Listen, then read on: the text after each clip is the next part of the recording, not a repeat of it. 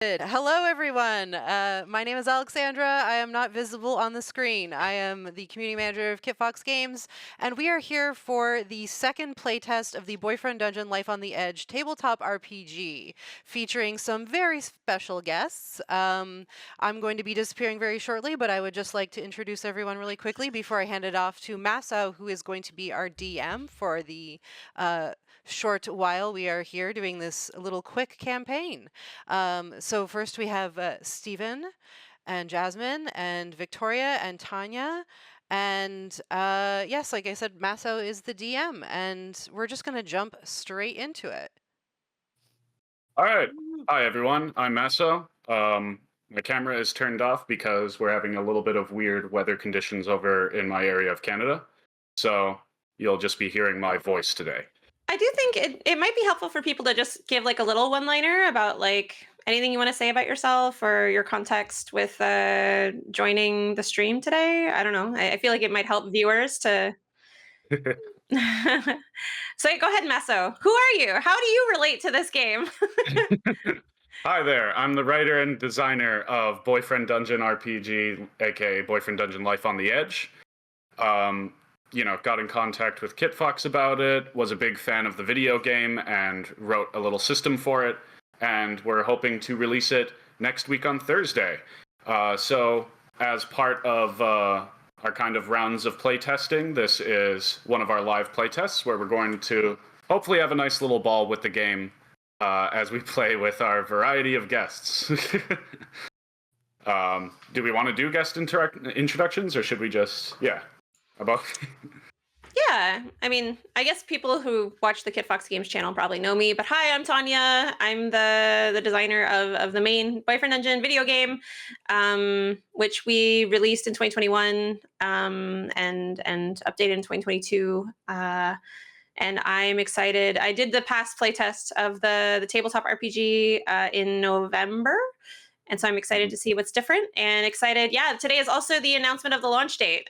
So January 18th, you might hear us talking about it a lot, but look for that as a DLC on Steam, as a standalone PDF on itch and drive-through RPG.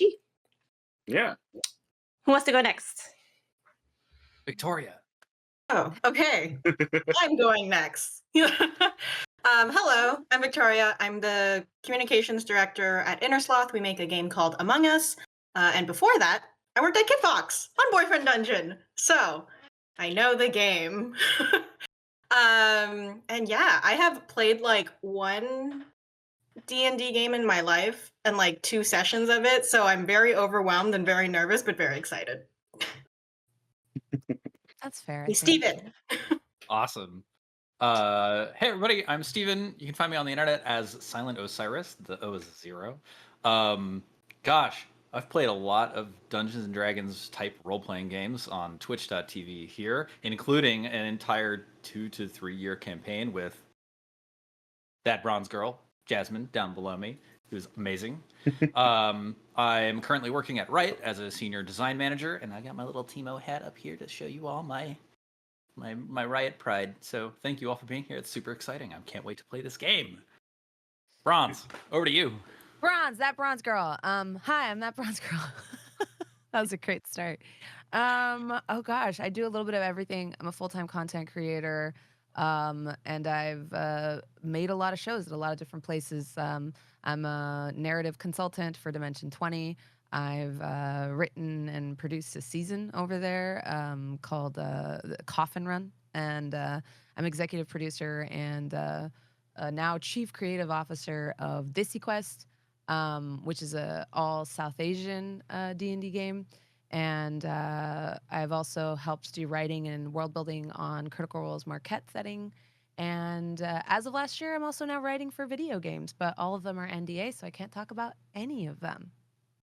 But sometime in 2025, as is the game dev life, you'll be able to hear about it. But I've been working on them since 2023. So I love when people play a game for a week and then let it go, because it's only just like, 2 or 3 years for you of your life. It's fun.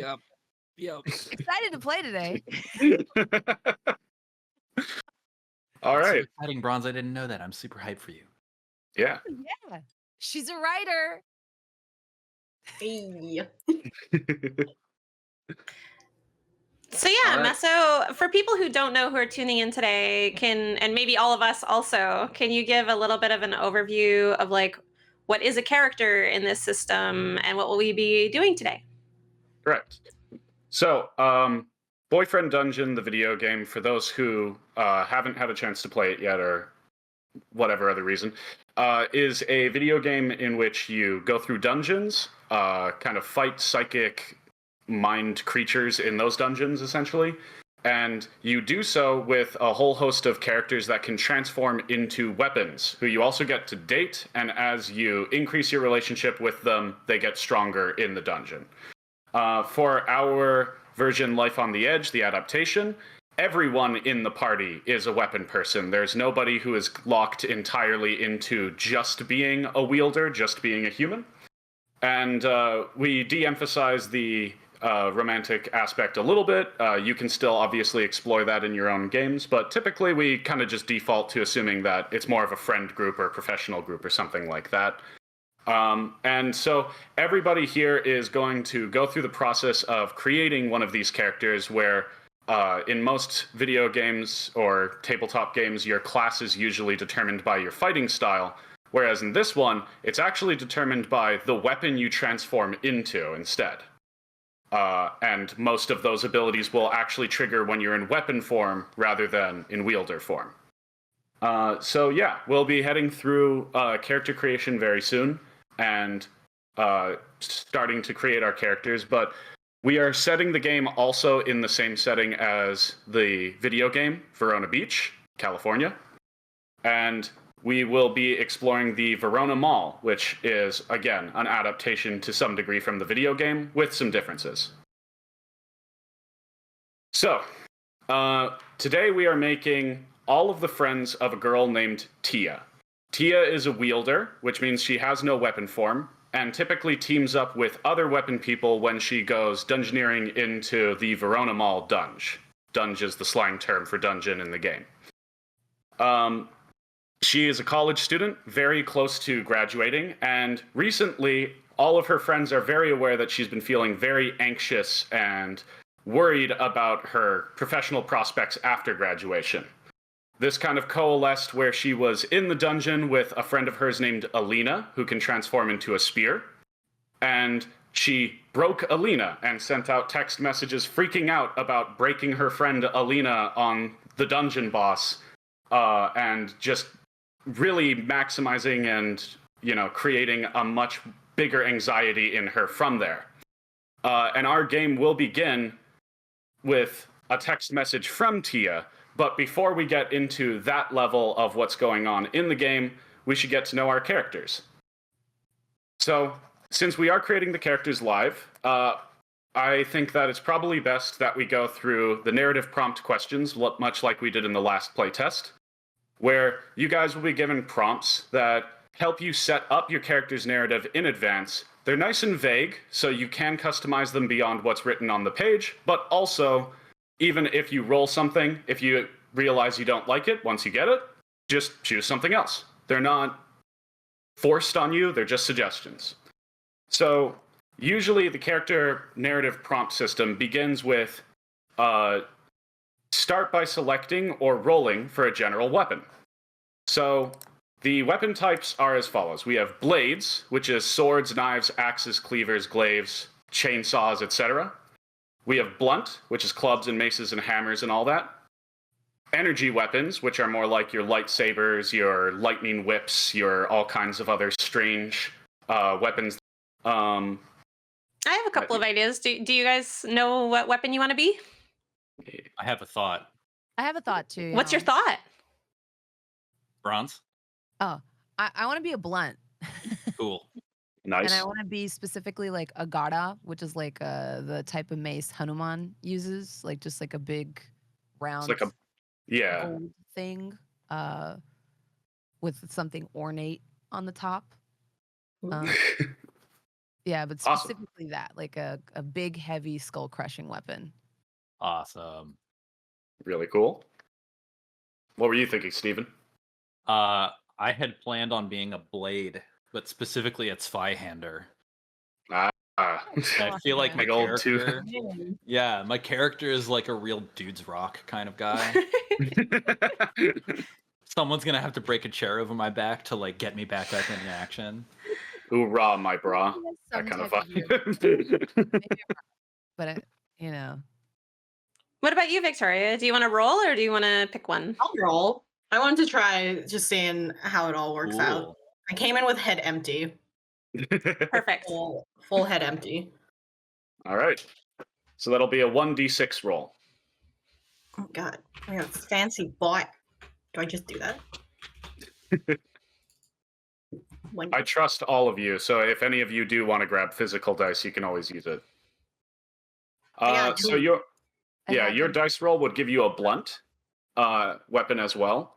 Okay. You can be like two of you can be the same weapon type. That's fine. There's lots of different weapon moves, and it's very easy to avoid overlap in the system.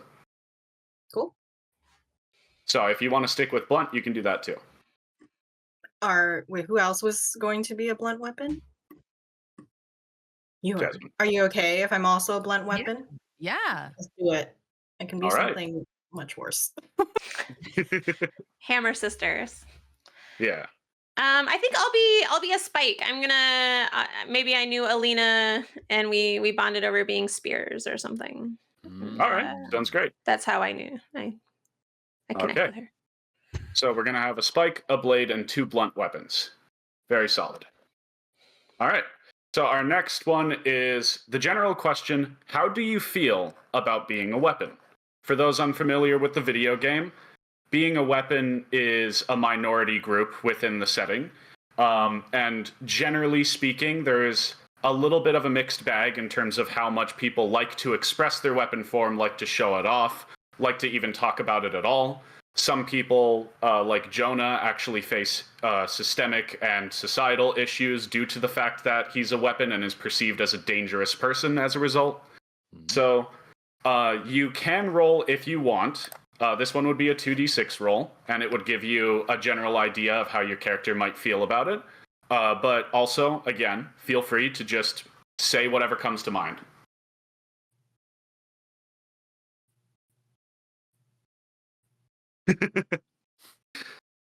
If anybody has an idea, you don't have to. I think wow, I love how like when you start this, like you have like maybe like an idea of like what weapon you want to be, and I'm already like I think I kind of know who this person is, because I think to her it's like that it's not something that she feels like, oh well, she was just born with this, so I feel like she's a bodybuilder outside of being a blunt, because she's like, yeah, but this is what I worked for, you know. Yeah. So I think that she's probably reticent to show her like mace form, because she's like, yeah, she doesn't feel like that was earned. She probably feels like she's just lucky to have that, but she wants to show that she's self-made in some way. And so yeah, I think she's a muscle mommy. Like I think she's like just complete Muscle mommy. yeah. It's like bronzed, stacked, massive woman, and is I love love this that. like this little mace, I love that, because if we're both blunt weapons, I was literally thinking, I was like, what kind of blunt weapon am I? And I was thinking of just like a really sad wooden club. Like I'm the opposite of you. If you're like muscle mommy, I don't even, what's it opposite? Weak something. You're like the quick stick fighting kind of club, Yeah, right? and like I really admire you because you've worked for where you've gone, and I, on the other hand, I'm like one of those people where I'm like, well, I want to be that, but I'm not putting in the work. I'm really self-conscious about my like club for like my sad wooden stick form that's a blunt weapon. I love it. And yeah, I'm really self-conscious. I really admire everyone else, but I'm like trying to hide the fact that like I'm doing that thing where I'm like, no one knows I'm a wooden, like just a wooden club, but everyone knows I'm a wooden club because I'm not hiding it very well. I'm just very self-conscious. All right. I And think- Steven? I'm definitely going to go for 10. Your weapon form tends to wow people and you enjoy the attention. Just like, It makes sense. like 8 feet of steel with like multiple spikes. Like, you know, you can grab it by like the bladed portion and the haft to like get the extra leverage. Just like, let's go, dudes rock. I think my human form is probably like, in contrast to Bronze's like bodybuilder, like I worked hard for this. I'm like dad bod, like what dudes rock. I think I'm like thinking like Jackass, like, you know, like Yeah. pratfalls and physical comedy kind of, yeah.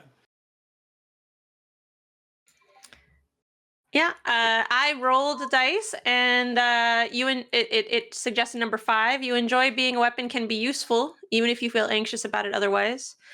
I think, yeah, like I'm a practical, you know, spear can be semi-practical as a walking implement as well, I guess. Poking far away things. But also not the Pole vaulting. sturdiest. A little bit anxiety inducing that my one spear friend also got broken. So maybe I'm a little nervous about that. That's fair. That is very fair. All right. Our next narrative prompt question is, what's your preferred way to tackle a challenge? So this would be a 1d6 roll. If you do roll it, there are 4 stats in the game that represent these different kinds of ways, but another suggestion on it is actually a little bit more interesting too, where it's a character who focuses on their break. I actually forgot to mention that a little bit earlier, but I mentioned that the spear got broken. In the game, there's kinds of 2 types of damage. You can take harm to your physical form if you're in human form. But when you're in weapon form and in human form, you can also take fear. This increases a stat called break, and if break gets too high, you lose your character and they become a boss in the dungeon. Yeah. so that being said, you can build your character around juicing your break stat for really high, like, risk and reward based gameplay. So that's if you take a fracture move, which is another thing. But yeah, so you can go for a balanced approach. The different options are face it head on and overwhelm it, find the path of least resistance and exploit it, practice what you need to do and handle it carefully, ask for help, provide help, or approach with caution, bottle it all up and deal with it later, and finally, change up your approach depending on the situation. I'm going to go with ask for help, provide help. I feel like that's consistent with my slightly anxious character profile here so far. All right, then you're probably going to have a higher core stat.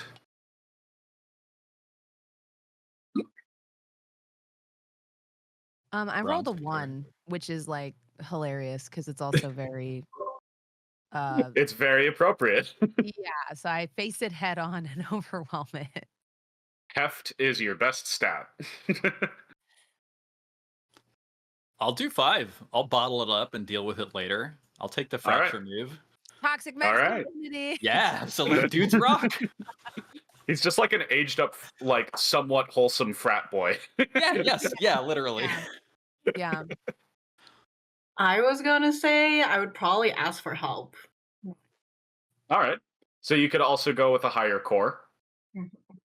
Core is a very good stat that actually in other playtests people have kind of ignored, but it's the stat you can use for things like healing people and charming people and doing all kinds of stuff. Like, it's a pretty good support stat in general and useful in almost any weapon. All right. Our next question is, what is one of the things that your character is dealing with?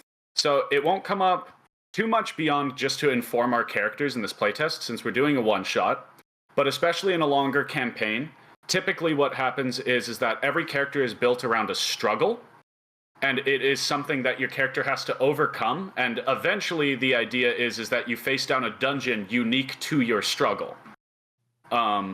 So it's kind of like fighting your inner demons with your friends as part of this game, right? Sick. So as we say in the book, if you've made a character who's fully well adjusted and doesn't need to undergo an arc, you've made the wrong character. So you can roll if you want. Again, it's a 2d6 roll, so there's quite a few options, so I'm not going to read them all out for everybody, especially since, you know, people can see it in the book when they get it eventually. But there are a variety of options, from everything from you could have been mistreated by someone, you could have been betrayed by someone you love. There's also like something as simple as simply being aggrieved over somebody that you've lost recently. Or it can be less explicit. It can be something more like an anxiety that everybody deals with, but you are just particularly have trouble dealing with it, right? Like when people say like, oh, everybody feels that way, but you feel it more, right? It doesn't need to be caused by something.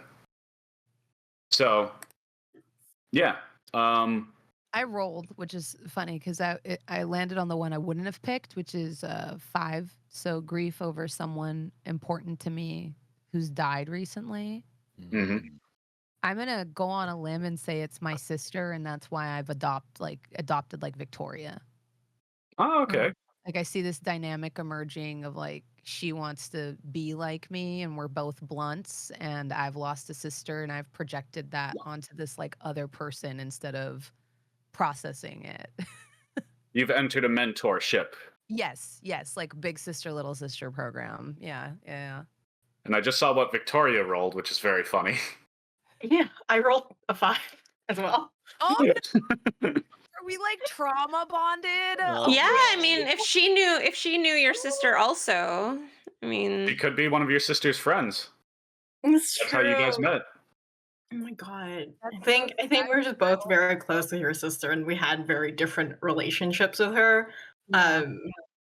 But I was just a friend. So I don't feel like I deserve this like adoption necessarily, but at the same time I can't let go. Yeah, And you're I like, think we're like codependent, and I would yeah.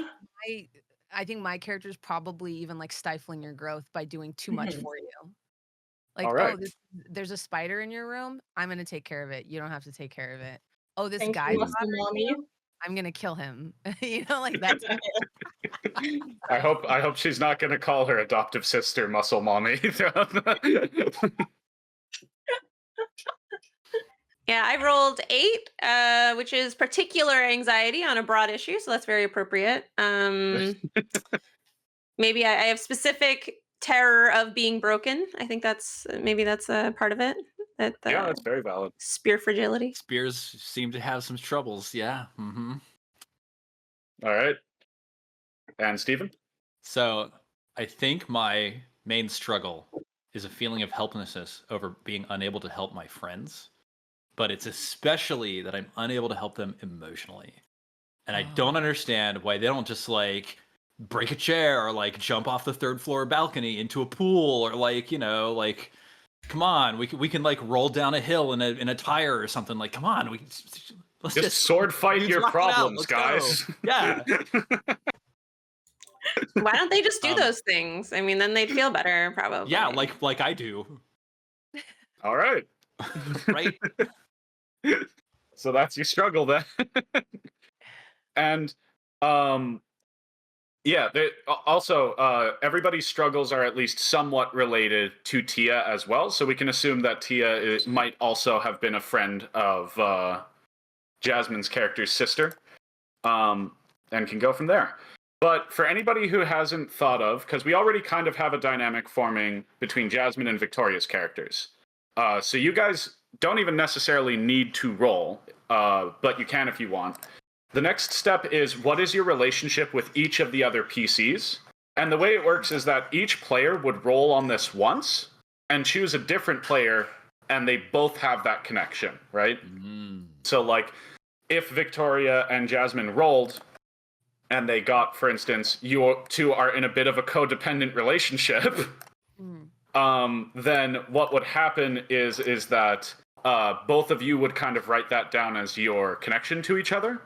Or at least to just mentally write it down. But if Steven, for instance, got a different result, he could also apply it to Jasmine and link himself to her that way. And it doesn't disrupt your link, if that makes sense. Mhm. So Yeah, a lot of relationships are asymmetrical. Exactly. So you guys can roll 2d6 if you want. Or if you have something in mind already, like if you're just thinking like, oh, I'm not, like, if Tanya just goes, oh, I don't think I'm going to get along with Steven's character, and that's probably going to be our dynamic. You can go from there.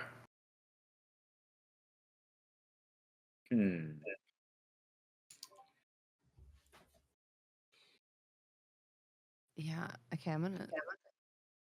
I think 11 works for me.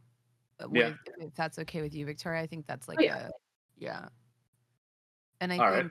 for everybody else, I'm cool to roll. If you want to roll the dynamic with me, I'm happy to go with that. Cool. Yeah. We can have Steven and Tanya roll first and then pick who corresponds, and then whoever is missing a link, Victoria can roll or something and establish that last link. Cool. I'll roll with you, Bronze. Okay. I got a 7, which is both of you have a personal or professional relationship that predates the formation of the group. Oh. I don't know. I mean, I'd be okay also to just say we knew about each other, but only met and spent time together when the group formed. Of like, we were all acquaintances of Tia through her broken friend. Yeah, sure. Bronze, do you work at the gym? I think I probably do. Yeah. Are we like work buddies? Because if you were like a trainer or like a pro, Yeah. and I was like the front desk dude. I was just about to suggest that because I thought that'd be really funny. Yeah. Okay, I love it. I love Perfect. it. You're the front desk guy? Yeah. Amazing. All right. And then there's one last question, technically. Well, there's two last questions, but only one that you need to roll for. So the last question is, if you have any NPC links, which in this case you all do, you have one link to Tia. What is your relationship with that person? You can roll from 1 to 6 with a 1d6, or you can choose. They can be the cause of your struggle. They could have failed to support you, like she could have failed to support you in what you're dealing with. She could be just a friend of yours who's aware of the struggle but doesn't know what to do. She's trying to help with your struggle, but she's really bad at it. She's actively helping you, but you still need to confront some of it yourself. Or without her help, you feel like you would have been lost, basically. So if you want again, you can roll to randomly determine, or you can pick. And this is Tia, our wielder. She isn't your wielder, not explicitly. She is a wielder, and even so, she mainly would wield Alina. Like, Alina was her most common, but she has a lot of weapon friends. Like, in the dynamic of the video game, Tia is the closest to, like, what the protagonist's situation was. Yeah. Just a network of weapons. Each other if we're in our human form? Yes. And that is how boss fights are actually handled. Half the team turns into weapons, and the other half wields them. Pog. Okay. And then if you have uneven amounts of players, somebody has to dual wield. Yeah. That's why I lived. Yeah. Yeah, so I rolled, and Tia is a friend of mine, aware of my struggle, my anxieties over my weapon form, but unsure what to do about it. It sounds like maybe she made it worse recently, not on purpose. Yeah. She's not the direct cause of your struggle, but she's connected to it. Not a big help.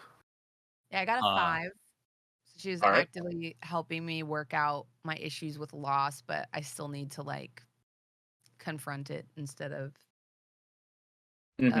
projecting all my issues onto poor Victoria. Yeah. I don't think Tia likes it. I got a 2. They are of no help or support to you and do not consider themselves responsible, even indirectly. Oh, wow. Like, who is this girl? Why is she here?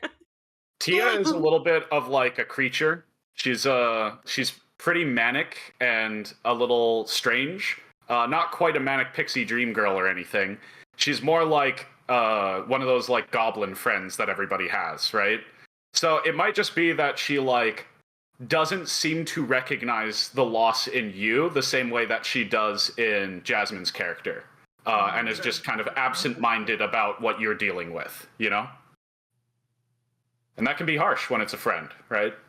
Oh Mhm. yeah, especially because it's in her mind, it's probably like, well, that was her sister and just your Yeah. friend. Yeah. So, like, yeah, but it's like loss is loss, Hmm. I, And I Steven? also I also rolled 3, which is they're a friend of yours and aware of the struggle but unsure what to do about it. And I think it's more like for us, it's like she can see that I'm like sublimating a bunch of like my feelings about the world into like dude's rockism. And she's just like, you can't just like put saran wrap over the toilet seat to deal with your problems. Skyhander. But I have like, this is so entertaining that A, I'm not sure I wanted to stop, and B, I have no idea how to even You've- begin approaching this. You've out-goblined the goblin character. Yes. You're the goblin friend. Oh my gosh. I'm not locked in here with you. You're locked in here with me. Confused. Oh my god. And he All would right. reference. He would think Rorschach's a good guy. Oh yeah. Oh god. No. He wouldn't get it. He wouldn't. Oh He no. definitely would not. I don't think he would think he's a good guy, but he definitely wouldn't recognize that he's like the antagonist of the story. Yeah. Okay. And our last question is simply, what is your vibe? This one is shown more as a chart in the book with 3 columns. You can pick as many of the descriptor words as you want, but bare minimum, you need to pick 1 from each column. So the first column is like personality traits. The second column is like more visual flares to your character. And the third column is like your style, like what kind of clothes and vibe you give off in that sense. There's lots of options, so it might take a second. No need to worry. I think Oh, yeah. I'm like Armstrong from Full Metal Alchemist. I think I'm honest, Oh. muscular, and flamboyant. You know? Ooh. All right. That Yeah. sounds good. Always love when it's like just the big pose with the sparkles around. Oh yeah. Yes. Flawless. Yeah, it's gonna be her. All right.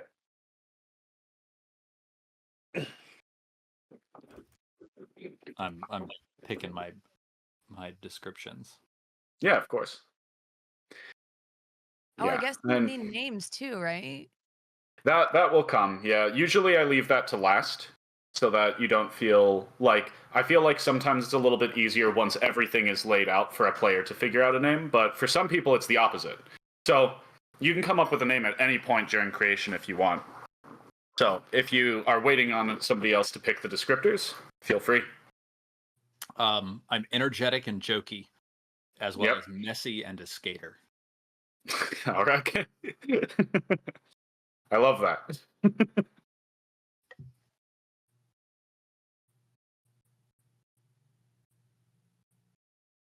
What do we think for names? Do you guys have any ideas so far? No. I had planned on naming myself Zach. Zach, Yep. a solid choice. He sounds very Zach-like. Yep.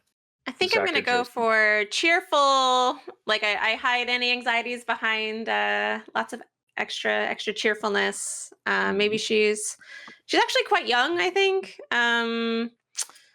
Maybe just also trying to navigate into the professional world, and so dressing kind of casually and yeah, making sense of things. I don't know what her name should be though. Mm. Yeah. I Yeah, that's- chose to be ambitious. I'm not very good at achieving my ambitions, but I'll be ambitious. Youthful as well, and I picked goth. All right. That's cool. The goth who aspires to be the muscular goth in the long run. Oh yeah. Okay. So we have our motley crew set up. We would now. That's kind of the end of the narrative setup for character creation, because everything else is for developing. And, a lot of players tend to kind of pick up their character as they play anyway. So we could go right into the mechanics, or if you guys want, we could name your characters first. If we just want to, like, bang that out. I'm gonna have to do it at the end. I'm so bad at naming things. No I know. worries, it's tough. Especially, like, as a South American as well, like especially when you're debating between like, oh, should I go with like a landed immigrant name or should I go with a culturally appropriate name? Yeah. Yeah. I don't know. Yeah. Okay. Well, we can just go right into the mechanics then and go from there. So hopefully by now everybody has their weapon type character sheet up in front of them, and we usually start with the building blocks of the character, which is your stat array. During the narrative prompt, we already kind of cleared up more or less what most of you want in your primary stat. But the way that it works is that it's a Powered by the Apocalypse game, but it kind of works like a point buy. Essentially, you can arrange your stats however you like. In this game, they're just bonuses, so it's not like D&D where it's 18 equals +4. Instead, it's just +3 or +2 or -1 or 0. So you can go as low as -2 and as high as +3. And if you choose to start with a +3, you are maxed out on that stat forever, right? Okay. But you're still good to keep going as long as all of the stats, when added together, come to +2. So, for instance, the most standard array is +2, +1, 0, -1. But you can also do really wild stuff like a character who's like +3, +1, 0, -2, or whatever else you can think of. Like you could have 2 stats at -2 if you really wanted to, and just be like a really specialized character.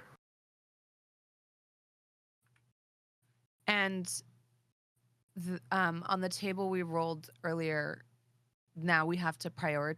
Like, does that inform our stat array, or do we get a bonus on top of that? Because I think it said that like heft was my best stat, and I think core was someone else's. It doesn't prioritize putting it in there. Yeah, it would be a choice that you make to prioritize it as long as you like that result. So with you, for instance, you probably want like a +2 or a +3 in heft. But if you really wanted to, you could just make your stat array +1 in heft, 0, 0, and +1 in something else, right? Okay. The degree of how much it's your best stat is still up to you. But it's meant to just inform the choice.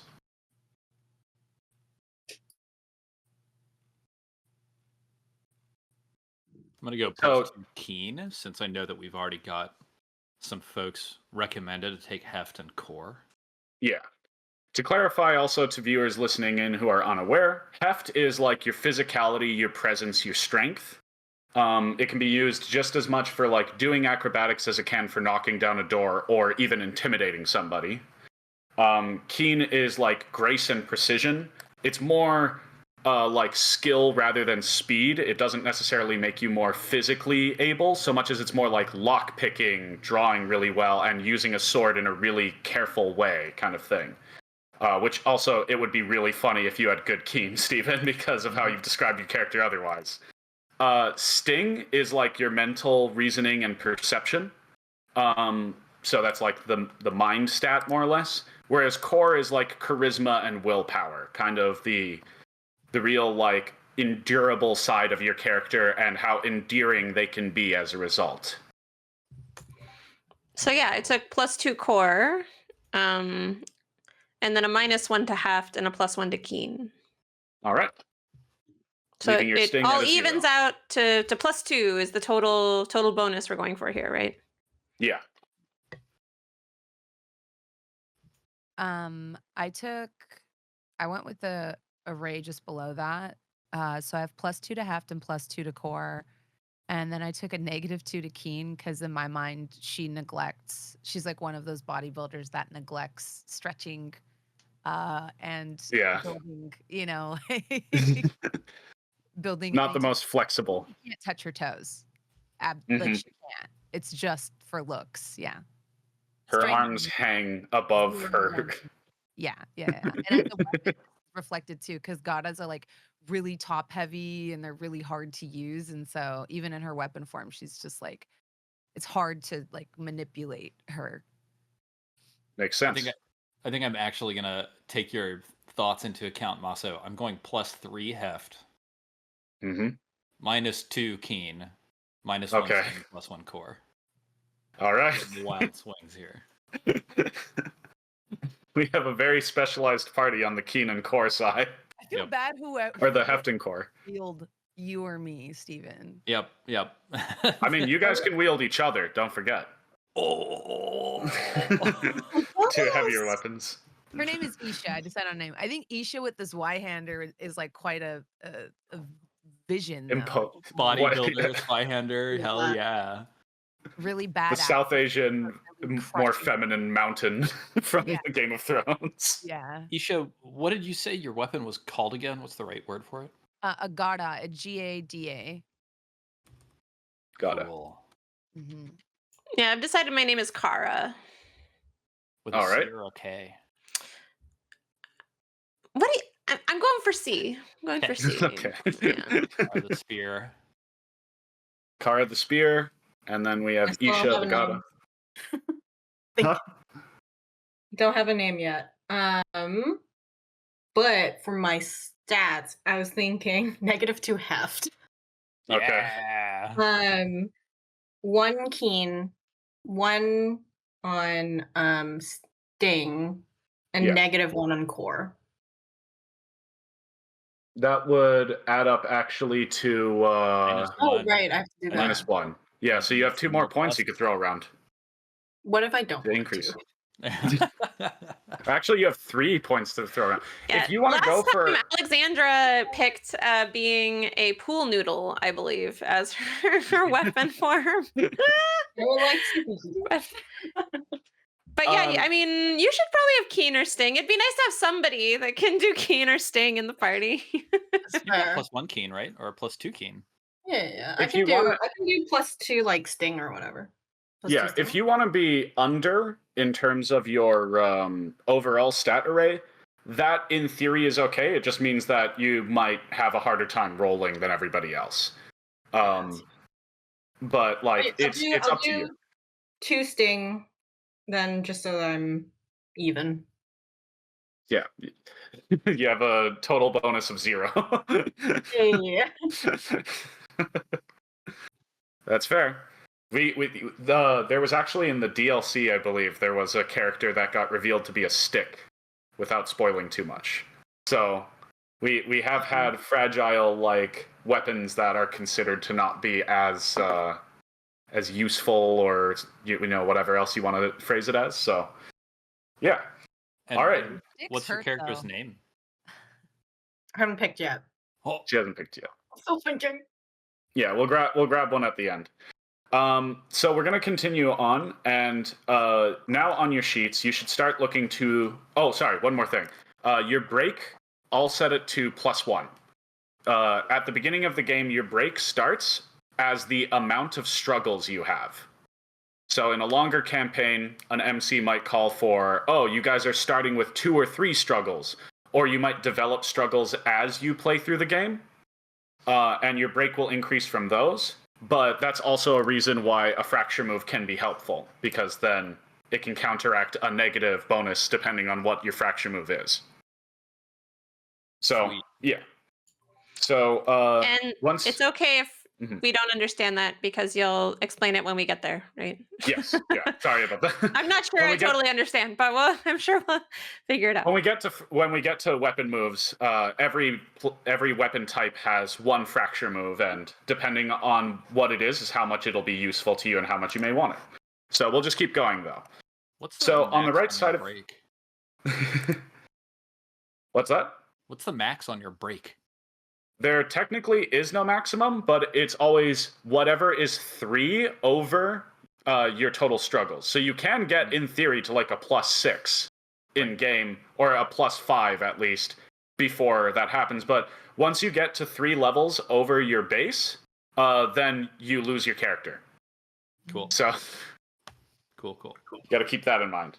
But yeah, so on the right side of the character sheet, there's a space for weapon concept, and just below that, we have your ambits, edges, and flaws. These are your weapon tags, essentially, that kind of help you figure out the physical form of the weapon and what it can typically do without any special moves whatsoever added on top. So they'll be the edges and flaws will be different for every character sheet, but everybody else should be looking at the same 3 ambits. You're looking at short, long, and reach. Hand as well, right? That's an older character sheet. Sorry. Okay, cool. Short, long, and reach are the 3 ones. Cool. Yeah. So we've just merged those two. But short, long, and reach. So short is like daggers, gauntlets, a very like short one-handed stick like a police baton or something like that. Long gets into like anything from rapiers to long swords, like any weapon that would usually outspace a dagger easily. And then reach is almost every weapon that is like solely two-handed. So like for sure Steven is getting reach if you're being like an 8-foot long Zweihander, because your effective ability is there. It's named an ambit instead of reach or range specifically, because ambits refer to a space you have control over. And so you can actually expand your ambits, which you'll see a little bit later. But right now you start with 1 each. So we know that Steven is probably picking reach because he's just a very long weapon. Cool. Spears can be long or reach easily. There's even a spear from South Africa, the Zulu spear, which would be counted as a short weapon because it's basically just the head and a short handle. So feel free to pick whichever one you think is appropriate. With the Gata, in some statues, Gatas are depicted as really, really big, like almost like a sledgehammer. But in other ones, like you said, they can be just like a one-handed mace. So a Gata could be any of these ranges as you picture it, just kind of picturing how big she is in her weapon form. I'm definitely short. You're gonna go with so you're like a small club then, yeah. Very skinny, almost a stick. Almost looks like a wooden stick, but technically a club. It's just like Nightwing's, like Nightwing breaks his staff and there's like 2 little like a baton. Yeah. Yeah, just slightly strong enough to be considered a weapon. All right. What do you think, Jasmine and Tanya, or Isha and Kara? I think I'm long. I don't think I'm reach. I think I'm reach. All I think I'm a little spindly and long. Yeah. Okay. So the way that ambits work, just to clarify, is if something is like within your ambit, you roll as normal. If something is 1 step out of your ambit, so like if you're a short weapon and they're at long ambit, then you roll with disadvantage. And if something is 2 steps out, then you can't roll against them at all. At least not in like an offensive way. So for instance, if you're a reach weapon and somebody with a tiny little dagger gets right up in your face, you can't hit them with the effective part of your weapon anymore. You need to move back, right? Yeah. So since everything in this game is basically melee, like some of the bosses might have a ranged attack, but you guys are all melee, we instead focus on the length of the weapon. All right. So now that the ambits are picked, you get to pick from edges and flaws. You get 2 edges and 1 flaw. Since none of you are playing energy or shield weapons, you all work the same that way, but the edges available to you are a little different depending on what type of weapon you are. So I can explain any of them to you, but the basic gist is that most of them will either allow you to use a stat for a different role than typical. Like, for instance, the precise edge is very similar to finesse from Dungeons & Dragons. It would allow you to use keen for a move that typically requires heft. While there are other things like if you have the sweep ability or the thrown ability, those are a little more straightforward. Like sweep can hit multiple opponents at once. Thrown, you can be thrown effectively, and that kind of gives you a ranged attack. So I can clarify for any of them, but or if you guys want, I can read out like a more comprehensive list of all of the ones that should be available. I can post even just like a screenshot of the appropriate page of the playbook. Yeah. I that think might- I'm messy, which means the pain of my attacks weakens targets, granting me +1 forwards after I cause harm. It actually grants it to anyone who rolls next. Oh, sick. Cool. So it's like a debuff on the target. It's +1 for others. Yeah. Nice. And versatile. So I'll take an additional ambit, which will be of course 1 step down. That can be used as either long or reach. Yeah. Although, if you do want to get short, you could always bash people with your pommel. Something to consider. But it's your choice, so versatile is, whatever you would like. Cool. A lot of these are going to interact with the moves, which we haven't quite gotten to fully explaining yet, but most of the moves are pretty self-explanatory when they get invoked. So the way we'll play is you guys will choose an action based on what you want to do in the fiction. I'll tell you which move that is, and then we go from there. But yeah, Tanya has dropped some of them. Sorry. I think I'm heavy, forceful, and with stun. Makes sense. That's really good, actually. That's a good setup. Build in my mind, and it involves heavier than hell. Like having that trait. That's further down in character creation. I read ahead because I'm bad, but I think No, you're fine. Yeah.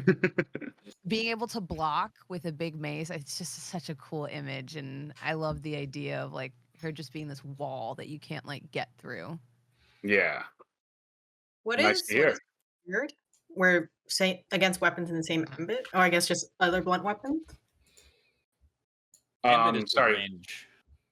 Yeah, ambit is your range, like the total reach of your. Yeah, sorry, it's a kind of archaic word. I just wanted it to be clear that it wasn't the same thing as saying like ranged attack or saying reach weapon. So I took precise, quick, fragile, and then I picked some moves that I think will work pretty well with that too. Yep. So for those who are checking around, quick allows Tanya's character Kara to better control reach. So if something tries to get past her reach with quick, it grants her or her wielder a +1 to stop that from happening. And then precise allows the wielder to use keen on an ability that would typically require heft, the strike move specifically.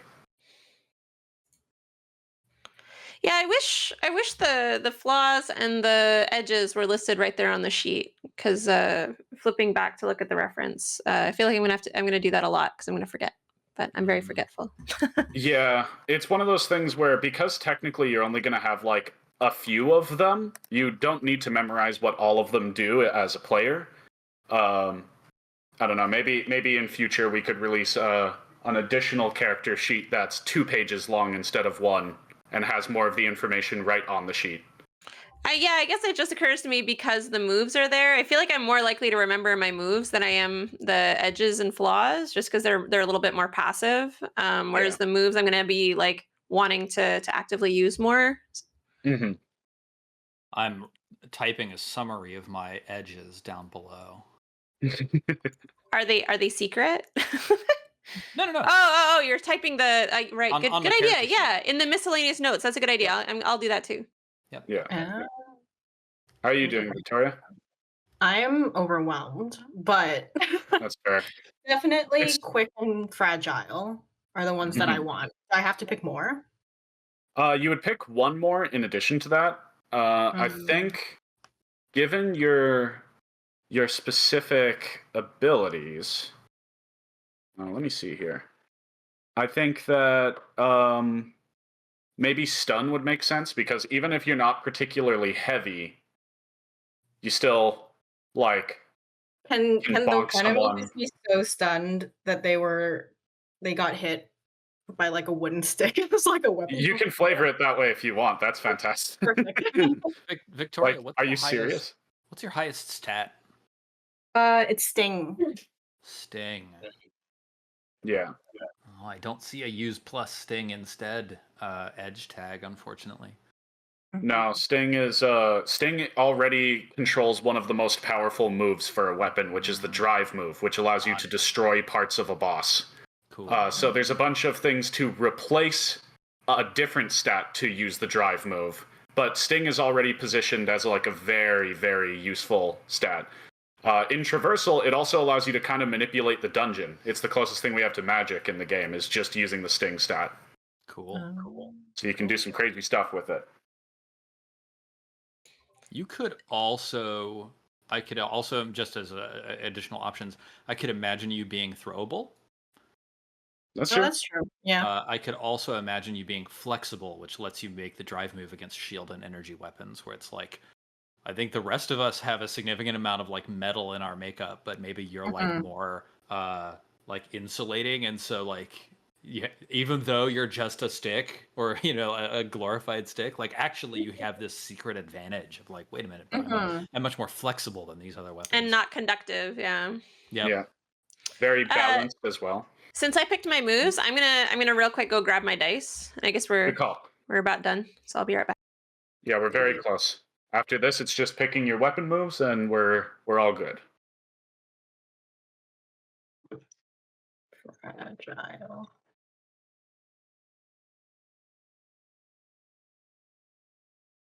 Yeah, flexible makes sense. Yep. Awesome. Because even if it's just like, since you're made of wood, you're very easy to handle, right? So it's Mhm. very easy to like switch the grip with you to get around defenses and stuff like that. Yeah. I'll remind a little bit later, or if any of you can remind her, but another fun thing is you all took a link with Tia. That link and the link you have with a fellow PC should also have a little number next to it, which is rank 1, basically. And you can spend your rank 1-to-1 to gain an extra bonus when you are making a roll related to that character. Cool. So if you're trying to protect Tia from a monster at some point during the game, then you can roll with a +1 because you're linked to her.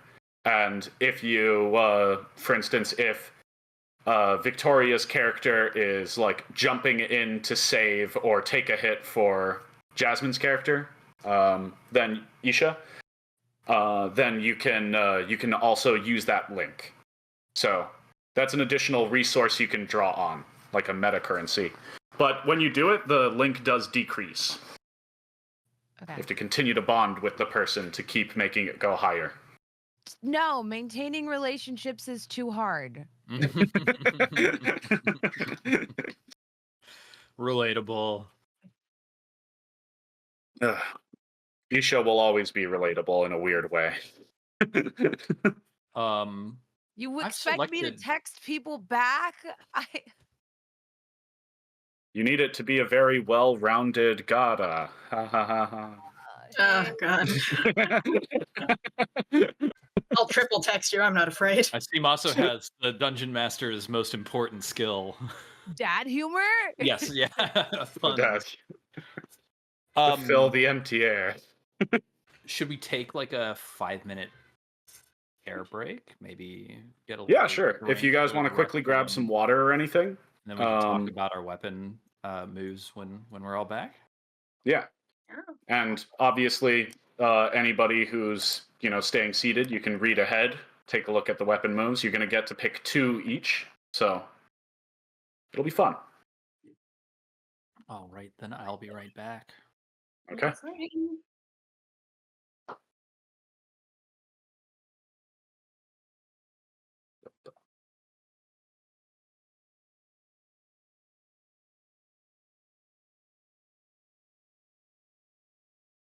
Looking at it, heavier than hell actually doesn't make sense for me since my heft and my core are the same. So I think I'm going to do flying ricochet and shatter earth. Oh, okay, cool. Those are really fun abilities too. If you want, you can swap out the heavy flaw.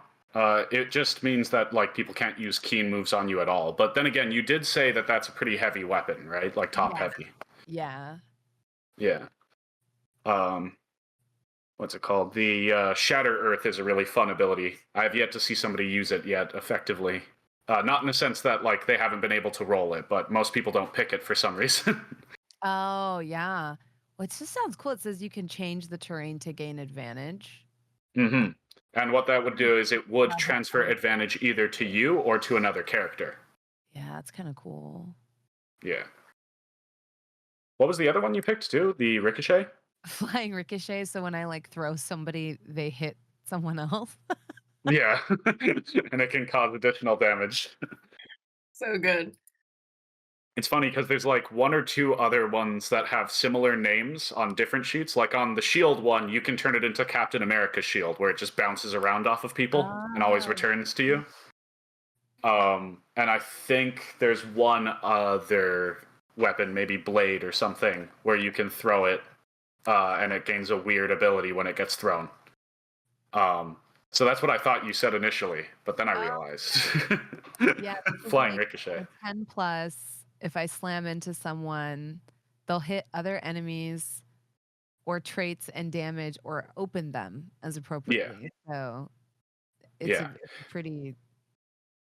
Yeah, it was between Shatter Earth and Armor Crusher, but I think Shatter Earth would be cool because it kind of plays into the whole Yeah. what is it called? When a wall meets a An immovable wall meets a, what's it called? An unstoppable object. That's it. Yeah. Unstoppable force meets an immovable object. Thank you. There we go. Thank you. Yeah. I think she's the unstoppable force. Okay. So everyone is back, it seems. Once we're ready, we can start selecting weapon moves. I think everybody already has their edges and flaws.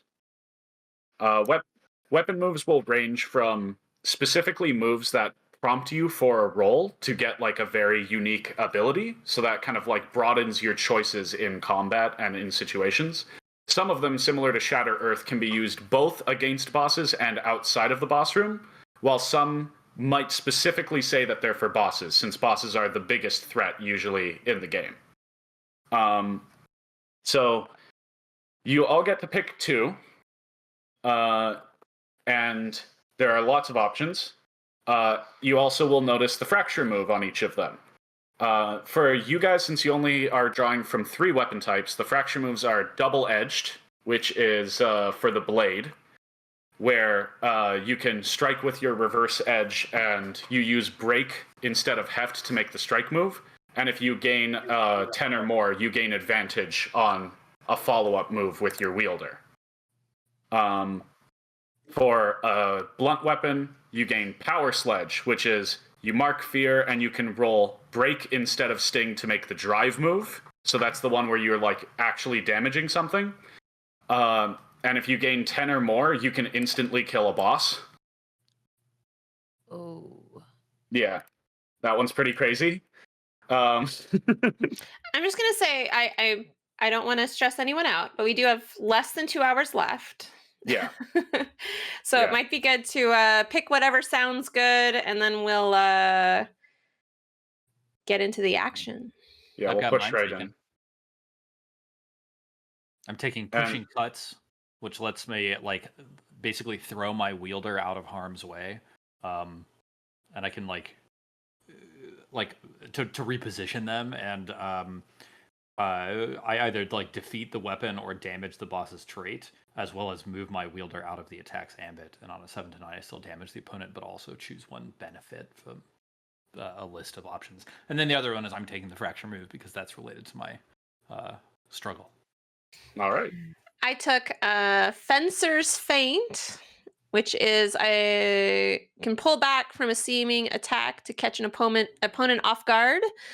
So choosing to miss a strike intentionally and gives my wielder an advantage on their next roll. So that's in a boss fight. Mhm. And then my other one is more of a general ability, Perfect Thrust. My forging is exquisite. I'm sorry, where is this? Sorry, so on your character sheet, In are you the looking weapon at moves, right? in the weapon moves? Yeah, but I have different moves right, because I'm a spike. Weapons Yeah. than me. Got it. And I was like, oh Yeah. my god. I'm so lost. maybe part of why I'm so anxious is that my forging is so exquisite that I know it's gonna break. Yeah. More for decoration, really, over here. And so I can use keen instead of heft when I strike. Okay. Although, wait, isn't that the same as precise? Does that give me Yeah, the exact same thing? Should I not do that? No, I think it might be a typo that I think Precise was supposed to add it to Bind. Because basically there's dueling moves for the weapon and there's dueling moves for the wielder. And so Precise is supposed to add it for the wielder, while yours is supposed to add it for your weapon form, like when you make the roll, right? So I think that's just a typo. Sorry about that. I will send that one off as a small note just for the final copy of the book. Okay.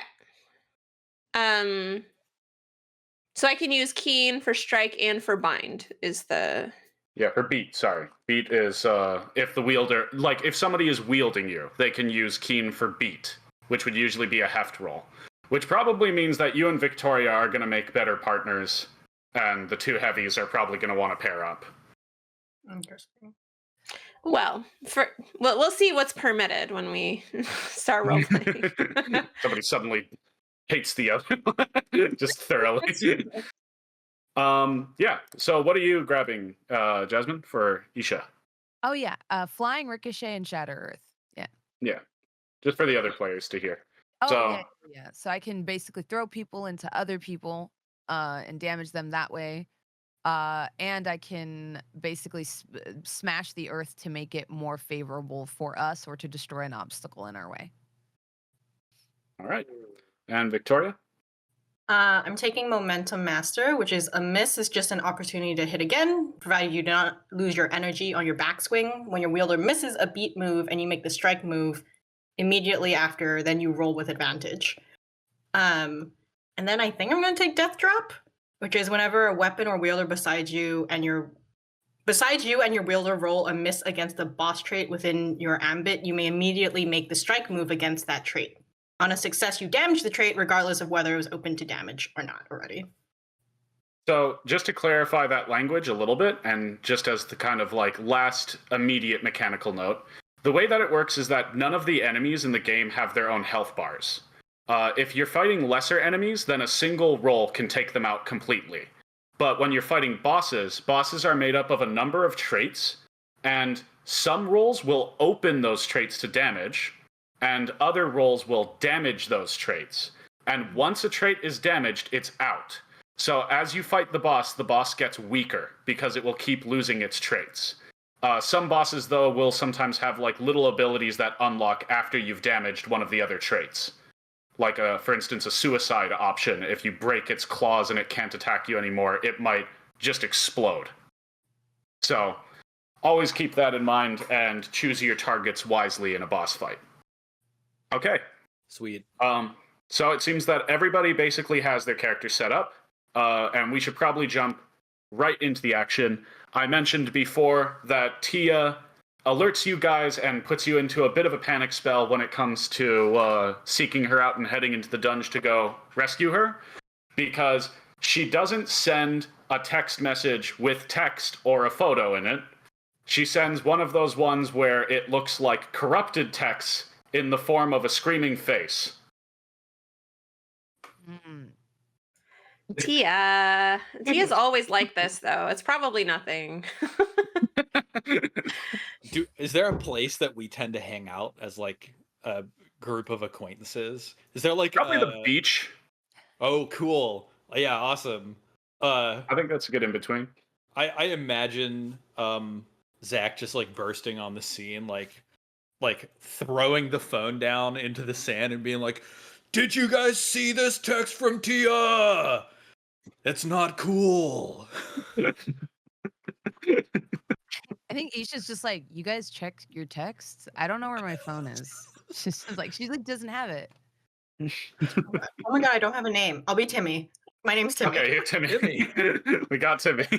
Is Timmy? What are Timmy's pronouns? They them. Cool. They All right. them. Awesome. Is Timmy busting out the phone to show Isha? Well, see, Timmy has seen the text. Timmy hasn't said anything because they're trying to like see what Isha's doing, and Isha doesn't care, so Timmy doesn't care. Yeah, I'm just like sunning Rough. my massive quads. But I'm like still nervously checking my phone. I'm like, I don't always bring my phone when I leave the house. Okay, I had a dream last night that Tia died. And so now I'm really worried, actually. Like, Tia does do this all the time. And like the last 3 times she did this, it was literally like her milk was expired or something. But because of my dream last night, I am deeply worried about this. In fact, every time I'm deeply worried about this, but I always have some reason that makes me think this time it's for real. Tia, what's happening? I'm like texting her back, and I assume it takes her more than 2 seconds to reply. So I'm like, why isn't she responding? You get some corrupted images of the inside of the mall dungeon. There's a background scene where Zach is like smashing his phone into his forehead. He is dead.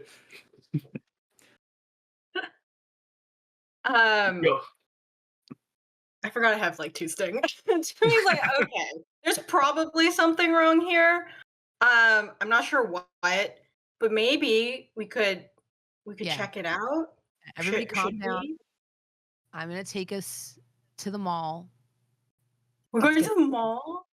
Yeah, we're Can I gonna go come? to the mall. Yeah, of course. Okay. Of course. If you didn't come, I would weep and lay on the floor We- of the filthy mall and probably contract a disease. So we're gonna go. Don't smash your phone against your head, Zach. We're okay. I did read there are new diseases they're finding on the floors of urban centers all the time. It's Sure. okay. I brought my backup phone, and it's like an old Nokia from like 1996. Well, we're gonna wear protective footwear, so we're not gonna get these diseases. Okay, come on, let's go. All right. Who's driving? You know what? I'll drive. I will Everyone's very drive us to. emotional right now. I'm gonna drive. Shotgun. Seatbelts, So- everybody, seatbelts. I'll surf on the trunk. Let's go No, to the dunge. Seat belts. Please make him wear a seatbelt. So you guys go cruising. Cool. You guys go cruising through Verona Beach. Really picturesque town. Definitely one of those places where everything is very like bright and colorful, somewhat modernized, but at the same time, it often contrasts to just how much of the city can sink into dungeons, as it's a fairly common thing around here. The Verona Mall has been a dungeon for the last few months, so everybody already knows the entrance to it. Usually when a dungeon opens up, you have to discover the entrance in-game. But since this is a common landmark, you guys just head straight to the loading dock, which is the only way into the mall currently, as it is a weird space that breaks time-space a little bit. So as you guys filter out, and you're getting ready to go in, you pass into the loading dock through pure darkness, kind of feeling around on the walls to find the doorway into the dungeon proper. And when you do, all of your feet sound like heels on tile, just clicking, clacking as you go, until something, not anything in specific, seems to light up the area around you, and you are just standing on a bridge of just tiles, nothing underneath them, out in a near endless void, with little islands of discount shops and the corridors and courts between them floating around, constantly moving and interweaving with each other. Every time you take a step forward, more tiles fill in front of you. But in order to actually get anywhere, you need to aim for one of the islands and just try to reach it in time before it moves out of the way. Cool. So, the way Also, this works... Have we been in the dunge before, or is this like new to us? That's a good question, yeah. Have you guys ever gone dungeoneering in character? You get to decide. I have not. I have been recommended to try it a little bit by my therapist, but I haven't. I've found various reasons not to do that yet. I am smiling very with all my teeth. This is great. I feel like Zach must have. Yeah, Kara, it's okay. I pick a floating tile up from out in the edge in the void, and I like hand one to Kara, and I take one, and I go, "Are you ready with me? 1, 2, 3." Shatter it on my face. It's okay. You'll get it later. It's fine. It's fine. Are you okay? Yeah. No, it's great. It's great. Just like it's great. Artist head in the Great. business. Trying very hard to be cheerful, my usual cheerful self. What about So- Isha and Timmy? Have you guys been in the dungeon before? I haven't. I've read a lot about them. It's very interesting to me. You know, it's kind of like those things where it's like it's the mystery and the it almost feels like fiction to me. So I've just been reading about it, and I'm not Yeah. very excited to be seeing it in real life, to be honest. Thought it would be way cooler based on the text. All I right. don't know. And Isha? I think I have. Yeah. I think I've been in here before. All right. It's So really cool. You've just done a lot of things before. Yeah. I think I'm one a of older sibling, so yeah, I've done this. one of our heftier weapons are probably going to lead the way then. So when you try to explore the dungeon, you're actually tapping into your break stat as a resource. So again, having a high break stat does come with some benefits. So one of you will roll your break on 2d6. And the move might be a little bit different than the one in front of you, but essentially what it is on a 10 plus, you get somewhere safe that gives you information, and you get to hold 1. There's going to be a pool of points that all of you share while exploring the dungeon. On a 7 to 9 result, you are going to get somewhere dangerous but still hold 1. And on a 6, you're not going to gain any hold, but you also don't lose any, and you're going to get somewhere dangerous. Once you have 3 hold, you can advance to the boss room. If you want to leave, you need to spend 2 hold. If you want to go somewhere safe, you have to spend 1 hold when you are otherwise in a dangerous area. Okay. So, I think I would take the lead since these are some crazy kids. and Zach is probably dizzy from smashing a tile on his head. Yeah. In He would the never admit it. in the PDF resources, I've also shared a little snap of the traversal moves Yeah.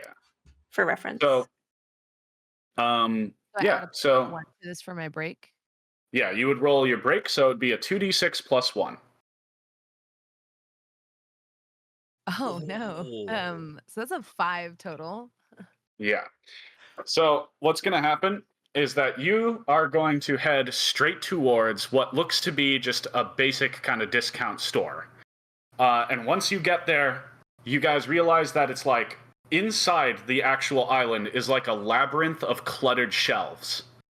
No immediate enemies that you can see, but just lots and lots of shelves absolutely cluttered with weird little knickknacks, discount items, old, really ugly clothes, and all kinds of other stuff where you guys are clearly in that part of the mall sometimes where like everything is perpetually on sale and there's still nobody in the shop, but the shop never seems to close kind of vibe, right?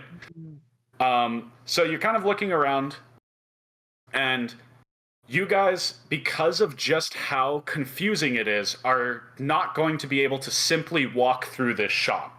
You're going to need to make a move to get through. So the 2 key moves usually when you're dealing with a hazard, which technically speaking these cluttered shelves are, as they're in your way and confusing to navigate in. These like kind of things, you're going to go with one of the traversal moves, and you're probably either going to stick with the pasar move, which means like to move past something. That's when you're just trying to move through it and trying to use your kind of skillful, graceful maneuvering to get through without tripping on anything or falling over. Or another thing you can do in the meantime, before you try to make your way through, is you can use your sting to attune to the dungeon. This will give you a little bit of fear, but it'll also give you a different pool of points to hold that you can use to bypass obstacles entirely and things like that. Sweet. All right, Zach steps forwards and he says, "Kara, Timmy, don't worry." Wait a minute, I need to look up Bronze's name. Isha may have gotten us here, but Zach will get us out.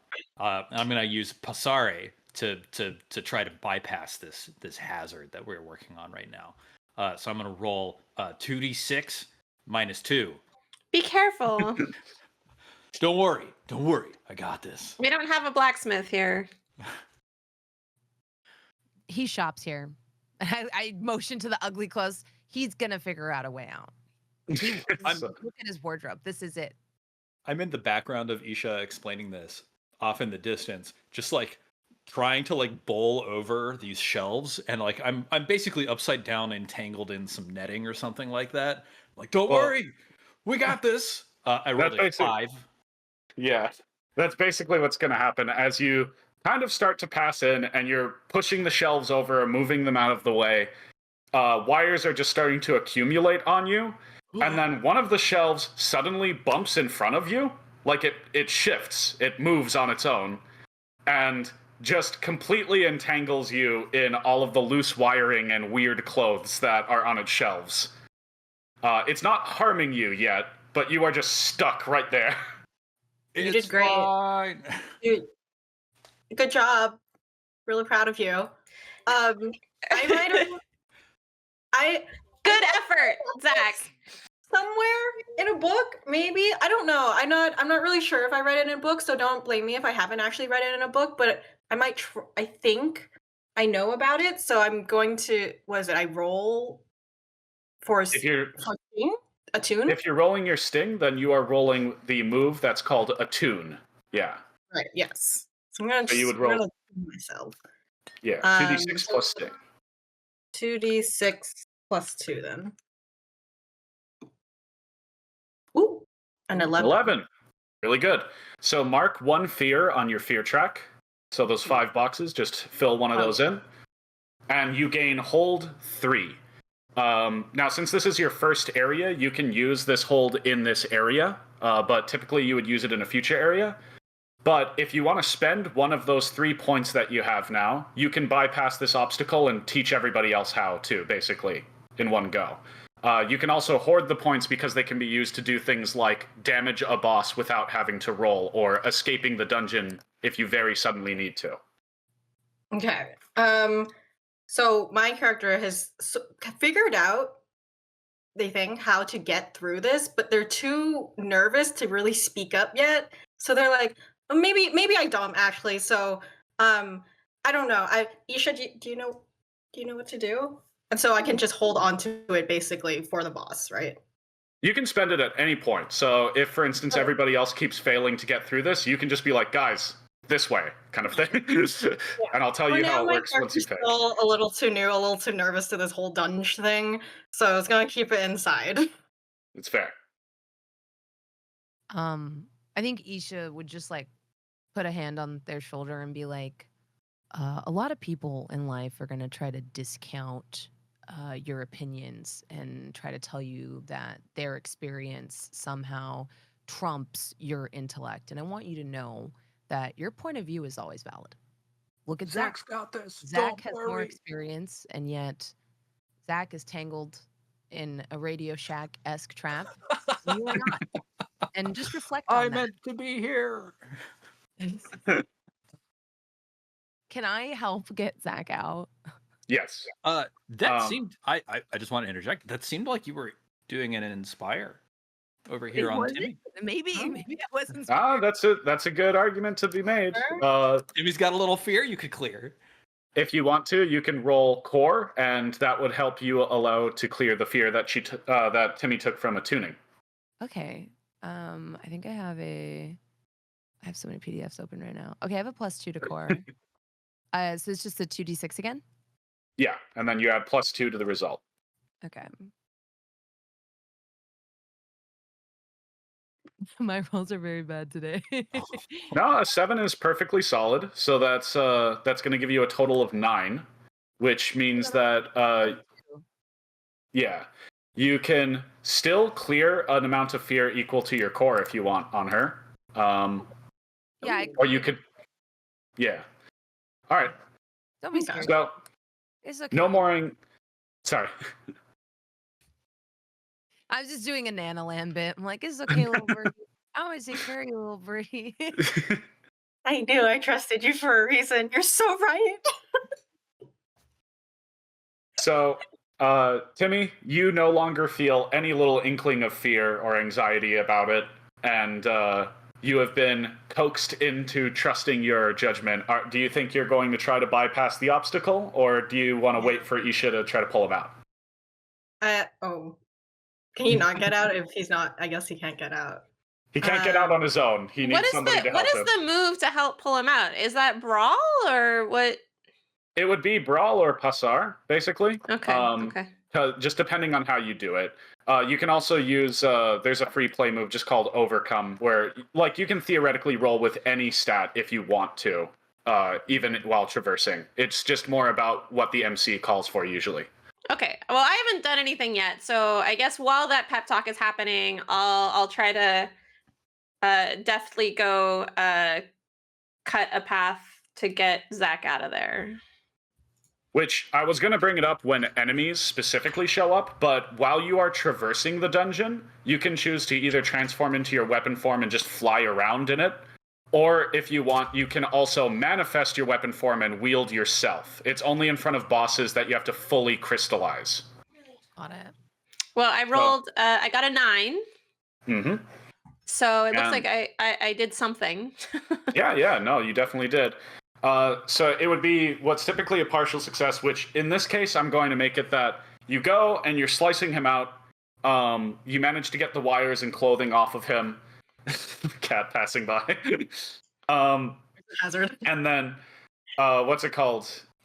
Zach pops out. He's feeling fine. He's ready to go.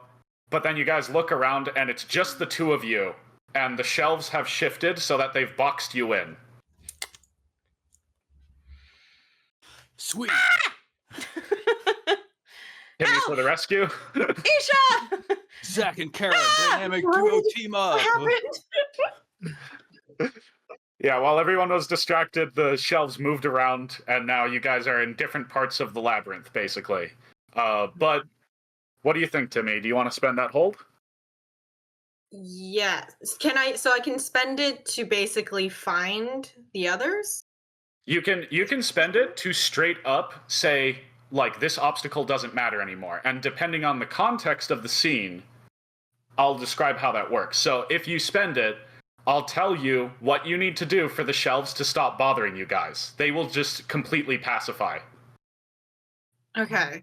I really don't want to be separated from Isha. And if these shelves keep moving, that's going to happen. I Yeah. don't need that. I'm getting rid of this. I'm going Okay. to try to get rid of it. Well, no, you get to just do it. That's what Oh. Attune is for. So Okay. you spend one of your 3 points, and what you Mhm. basically get is you realized that all the shelves are trying to get you guys to do is pick something off of them, because nobody ever buys from this store. So all you have to do is select something off of one of the shelves and bring it to the cash register, and you'll be good to go. The shelves just want you to shop. The inner lives of capitalism. How did I feel sad for a shelf? Like, no, you're so right. So Timmy can just pluck some object of their choosing. Like, it could be a little knickknack, it could be an old coffee mug, it could be wires or a scarf or something. What do you think? I'm going to just pick up, because from what I've heard, this is basically like a store that Zach would shop in. I'm just going to pick up a tank top that honestly looks really poorly made, and like maybe it's part of like an MLM or something. Because no one's shopping here. I don't get it, but I'll pick it up. It has like it says Verona Beach in like super gaudy lettering, and it has every single aesthetic you can think of on it. It's like a little cyberpunky. It's like a little bit Lisa Frank, like color everywhere.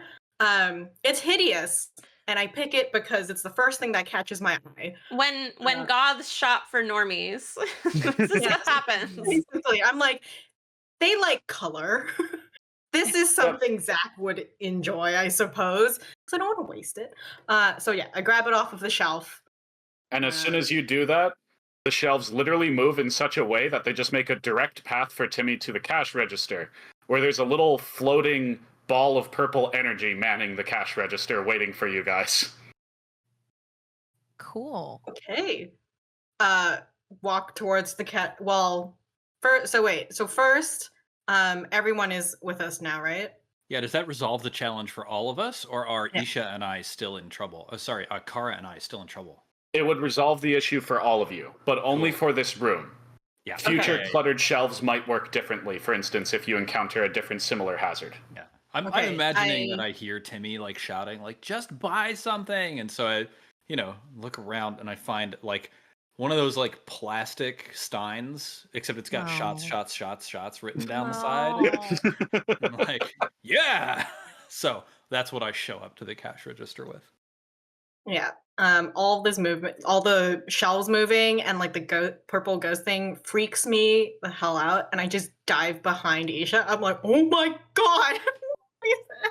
Yeah, I think What is Isha part manifests her like mace. She has it like behind her shoulders, and she's wearing like those high-waisted yoga shorts with like a little like sort of crop sweatshirt. And Hmm. the item she's picked from the shelf is like those early 2000 shutter shades. The Kanye shades. Yes, yes. She hates them, but she's wearing them, and she's like, "You did a great job. You solved it." Like walks over to the register. I'll take these abominations. Yep, Yeah. the little Are purple creature just flips up a sign that says 100% off.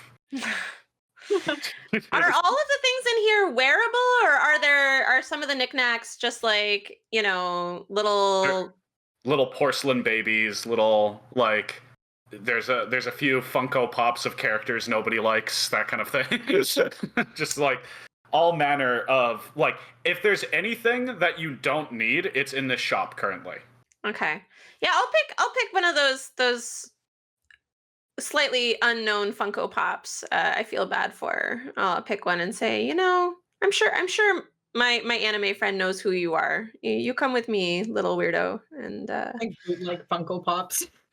I feel what'd you like say? it would be like that SNL Bootleg. skit. Like Yeah, it'd be like bootleg. Yeah, from Pocahontas Funko Pop. Like I'm like, yeah. who's doing this? No one wants a Yeah. John Smith No. Funko Pop. Yeah. What about Zach? What does he grab? Oh, I've got the beer stein that says shots, shots. Oh shots. right, sorry, yeah, you said It's, already. it's like made Yeah. out of plastic. It's like neon When pink or something. when I purchase my tank top that I personally think is his, I give it to Zach. I'm like, here, I thought this would be perfect for you because nothing in here was good enough for Isha, but I think you would like this one. It's the shade. I absolutely immediately just like take the shirt off, and like you can tell that like it's like the scene that someone like really hot and built would do, where it's like the slow roll up the abs, except like there's just nothing there. I'm just like obviously dad bod pudgy, like I just look like this. I mean, I wish I had a molecule of that confidence. It's yeah. All right. Not So right. you got to pick Really who's an going to lead. You're going to have to pick who's going to lead to the next area. Preferably not the same person, so not Isha this time. Maybe Zach takes the lead. Maybe Kara decides to sheepishly step out. Maybe Timmy. Timmy knew what was going on. Maybe Yeah. you have any other ideas about how to get further in this dungeon? I guess so. If Isha comes, Isha, you're coming, right? I'm still frantically texting at Tia. Are there any Behind you. Tia any has further stopped messages from responding Tia? as soon as you guys have gotten into the mall. Before, it would send back some kind of like corrupted hint as to where she is. But for now, once you guys are in, it's not working anymore. So you can roll your break for Timmy, as they are going to attempt to navigate to the next island that suits their fancy, so to speak. Is that just the 2d6? Yep. Almost every roll in the game is 2d6. And your break is +1 right now. Yeah. Okay. An 8. That's an 8. So you guys get your first dungeon hold. So you're going to step out onto the tile path, and again, it's going to fill in as you walk, just out in front of you.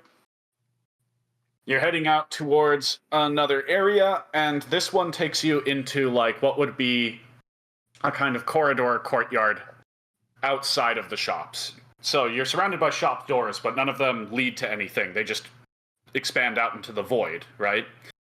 And when you guys get there and step down onto it, you are going to see just around the corner of the room, popping out are giant flip phones with teeth, flying VHS tapes, sentient tube TVs, phonographs, and all kinds of other discarded, obsolete electronics just popping out from the woodwork and starting to swarm towards you guys.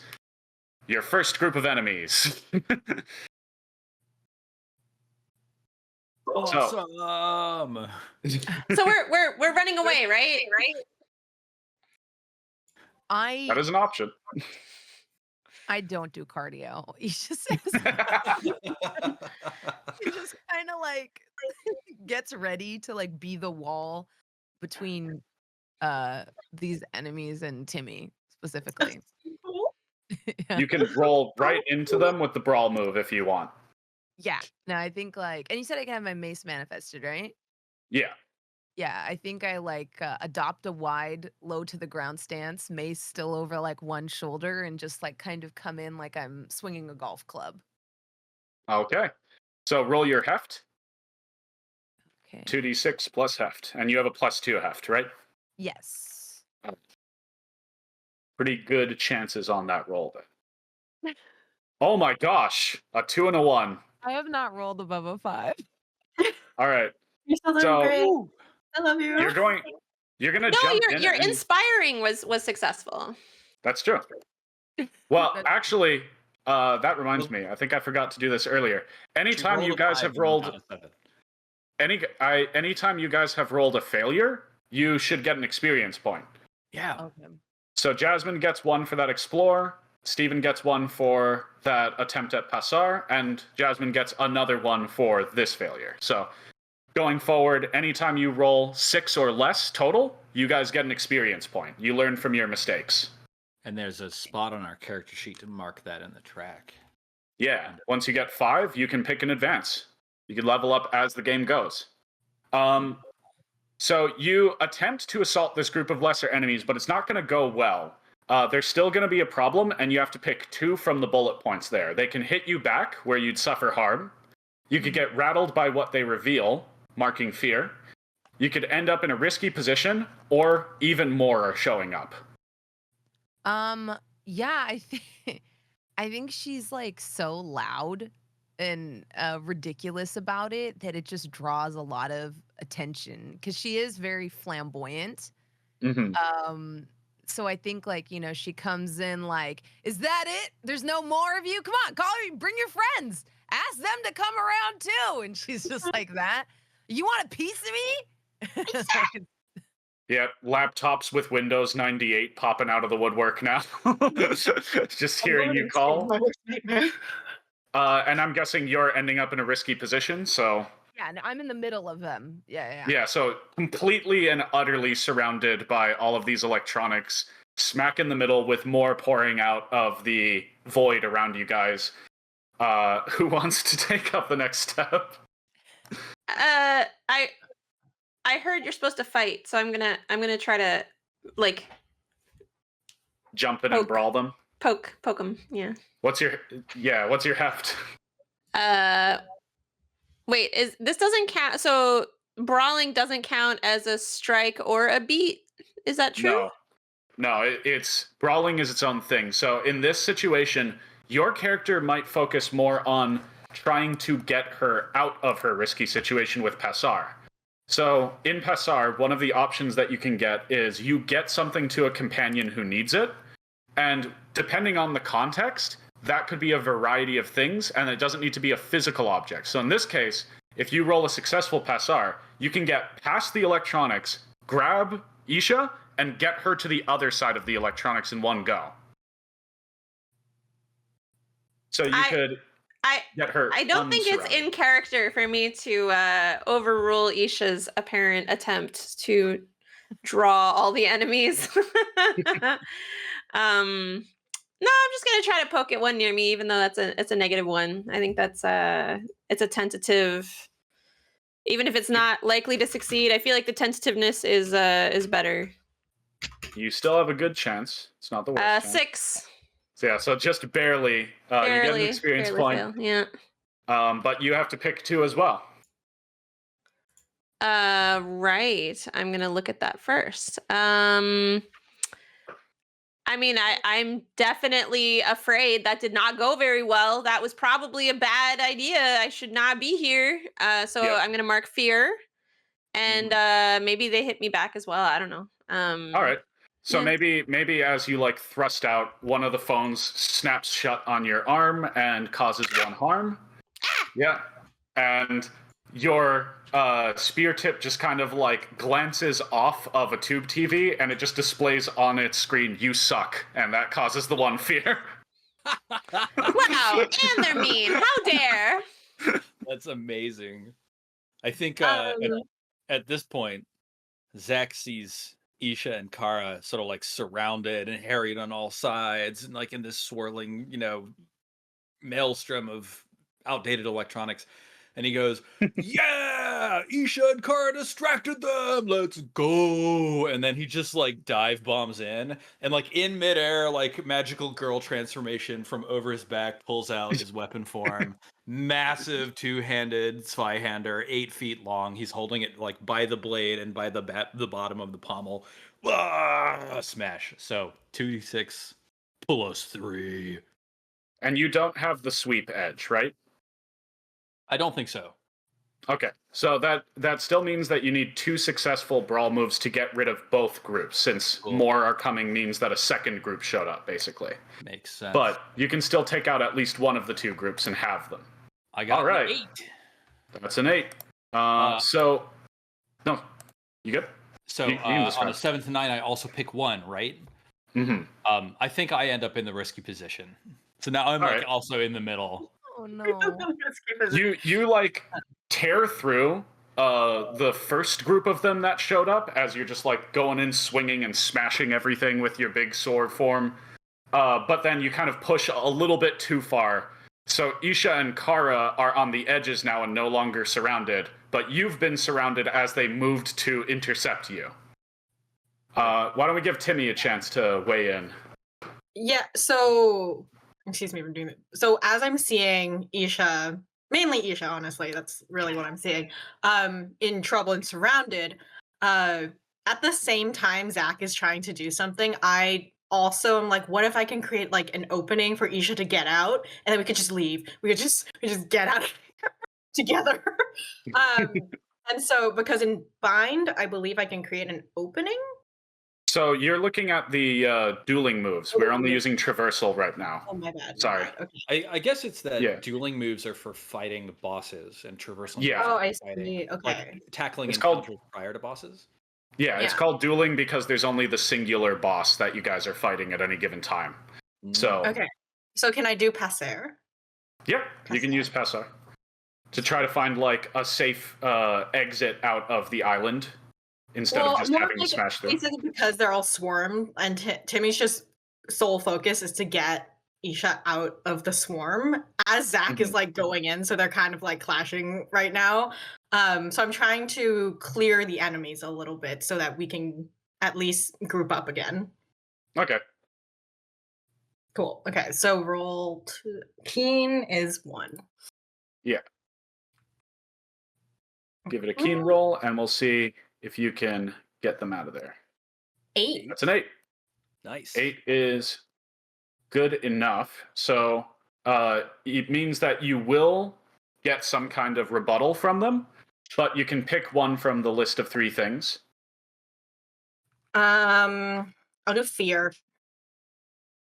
No, I mean the 3 advantages. Oh, sorry, I was looking at the cost. Some of you who aren't through, you aren't through yet, but you find a clear path that your companions can take to the exit of this dungeon. Or just to wherever you're trying to get. So in this case, it would be you're in the heart of the swarm with everybody, but you're like, this way, guys. And then anybody who tries to make Passar can roll +1 additional. Okay. Yes, that. So, yeah, Timmy comes running over, jumps in the middle, and is just like, guys, move backwards, retreat for now, etc., right? Mainly talking to Isha, I imagine. Mainly like making a direct eye contact with Isha the entire time, but I'm like screaming. Yeah. I'm really frantic. I'm not very good at inspiring others, but I'm trying my best here.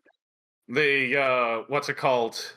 One of the laptops nearby just turns and like meets your eye contact like in the corner of your eye, and you can just see an old YouTube video playing on it where somebody is writing out in Notepad like, "You're a total coward. How dare you abandon Zach?" Like, just causing one fear in you again. We could take it back to Isha since you rolled first in this scene. Yeah, I think she feels bad that she's created this situation. Does this technically count as an obstacle? Yes. Okay. Can I use my Shatter Earth ability to at least deal with one of these two swarms that I've summoned? There's only One of the left swarms there. is gone. Zach took it out. Zach dealt with one of them. Okay, right. Okay, so in that Yeah. case, you're right. Can I just like Shatter Earth on the other one? Absolutely. Okay. Give Yes, it I a think- slam with your heft. Okay, cool. I'm worried I'm gonna roll low again. It's the name of the game. Nope. Got a 13. My luck. Almost the highest roll possible. Yeah. Yeah. So you smash your Gata down, and all of the tiles below the discarded electronics just give way immediately, and they all plummet down into the void. And you guys are standing now in a completely calm courtyard with nobody left, as you just can like heft your mace back up and just like lay it on your shoulder. Yeah. I back away from the hole. Oh, that was sick. High five. I don't respond. My hands are still just like this with my mace. I just stand there awkwardly for like 5 seconds, and then I go, good 5. Solid. Well, I haven't seen those kinds of electronics in a long time. What made fun of like me? Zach has one. Yes. What made fun of you? Like trying to text on his Nokia phone to get in contact with E9 texting. Tia. The Nokia phone is just swearing at you on its screen because it's been affected by the dungeon. He's really mad, y'all. We should get on it. But yeah, so you guys are free to move on to the next area if you want to. I think I'll help everybody over the hole I made. That's fair. You don't need to make a roll or anything. It's an advantage you created, so it's in exactly whatever shape you want. Yeah, I just like put one leg on each side of it and then just like carefully like kind of thread everybody through while like kind of providing myself as stability. All right. So do we want to do Zach or Kara rolling? Probably Zach, I imagine, again. Yeah, I'll do that. I'll roll break to explore the dungeon. See if we can get somewhere valuable. Let's see. /R 2d6 + 1. I got a 9. That's a 9. So you get another shabby. hold. One more successful roll of that. Enemies or hazards, and we got 2 hold now. Sweet. Yep. And Timmy still has 2 hold left in his pool, or their pool as well. Oh, Brain just went Timmy, and that was it. So maybe I'm reading the swears on the phone, and I'm imagining that this is Tia who's sending this to me, and I'm like, wait a minute, there's only one place that would have Tia be so mad, and like, I don't know, Maso, what's Tia's like least favorite store in the mall? It is a useless knickknacks kind of place. Like specifically, it is one of those places that sells like little porcelain babies and crystal swans and things that like your grandma buys. Linda Belcher collects porcelain. Yes, babies. it's the Markovsky store. We gotta go. The Karmovsky store, not naming any names. Legally distinct store. So yeah, you head on over, and you're going to arrive there, and basically like as soon as you guys get there, again, instead of it being cluttered shelves filled with these where they're overflowing, the shelves are all very neat, but the little creatures immediately just like all the little knickknacks start to pull together and just form like a weird porcelain Voltron, like knack kind of popping out. That's where it comes from, knickknack. Oh my god. But just popping out like a weird little golem made of them that's trudging out to come and get you guys, a new enemy to possibly fight or bypass depending on how you go about it.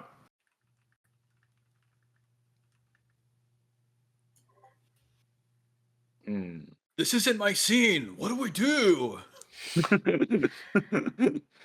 Um, So wait, Tia's in here? Wait, No, that's what we think. We think Oh, that we're You moving could- closer to where like, she is because I was getting swears Oh, on right. my phone because my phone is affected by the devices, but I thought it was from Tia, so I was like, we gotta go to the place Tia hates, but like the messages weren't from Tia, so like yeah.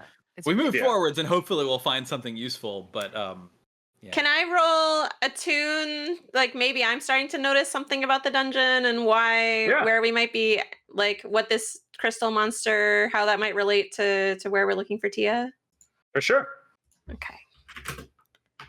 I don't think I have any modifier to my sting, so this is not super well advised, but it's fine. I mean, 2d6 will always aim towards 7. Yay, I So you succeeded. usually have a chance. Yeah. So you get to hold 1, and if you want, you can spend it immediately to just bypass this thing entirely. Sure. Yeah. Let's say I have a theory. Okay. I don't know what it is, but It comes like trudging over to you guys, and then you're like, wait, sorry, just to interrupt. It looks like you rolled a 9, Tanya. And then if you have a +1 for your sting. Oh, okay, you I have do to not. 0. Right. Sorry, yep, awesome. Cool. yeah, you're all good. So it comes running over, and you're like, porcelain isn't scary, and you just grab a shelf and pull it, and it falls on top of it and shatters the entire thing in one go. Like, I'm afraid of a lot of things, but porcelain is not one of them. And all of the remaining knickknacks just stay completely still from then on. They are not going to try to attack you guys. They're like, yeah, no, we're good, never mind. Trying to avoid eye contact very pointedly. Yeah. So you guys can just immediately go into the next explore move if you want. cool. I mean, we have 3 hold. Does that mean You have 2 we should hold. The go. first one was a failure, unfortunately. We have hold The from first- Timmy for another move. Yeah, but just that's Timmy. Oh, okay. Yeah, sorry, it's And then we yeah. have hold buckets for different purposes. We've got 2 Timmy could dungeon use that holds. to get out of the dungeon, but it's specifically an attune hold. So there's explore hold and attune hold. Sorry. Oh, okay. Okay. Yeah. Well, yeah. What That does was this so mean? So cool, Kara. It means you need to make at least one more explore move to reach the boss room. I Okay. see. Or did just defeat the monsters. Well, let's. I mean- so Tia's Yeah. messages. What was the last message she sent me? If I were to try to divine the hint of It the was a last corrupted ASCII nonsense, like would that be an attune to be like, what does this mean? No, it would still just be an explore move, technically, because you're using your break to roll, basically, trying to think like the dungeon. But you can give it a roll, and if you get a success, then you're just going to find where Tia is immediately. Like a could full imagine- success. I can imagine you like attuning with the messages in order to gain the hold that would let you bypass a future obstacle, and then we That's would do an true. explore roll based on what the knowledge that you have, and then if we hit an obstacle, we could just bypass it with your hold, like that kind of thing too. You'd have to See, I mark mean, I another just- fear. That's the only thing. I mean, I just did a move, so I'll let someone else take a turn. Who wants to explore? Yisha wants to redeem herself? I was gonna say, yeah, maybe I can. Especially like seeing I think like Isha's even almost like inspired by Kara because Isha was afraid of breaking the porcelain and having to incur some charge and then seeing sometimes it's okay to break things. I think she moves forward and so explore is break, right? All right. Yeah. Okay. So okay. it'd still be a +1. So a +1. That 9. is a hold. So you only have to get through one more obstacle to get to the boss room. You guys are going to get there. You're going to basically like Kara is looking over her phone. You look over her shoulder for a moment, and to you, that last corrupted image looks like a fountain. So you head towards an island nearby with a little fountain on it, and you pop in, and once you get there, you do see Tia sitting there on the side of the fountain. Have we displayed a picture of Tia yet? Sorry, I didn't see yet. So could we throw up a picture? I didn't see the picture of the mall either.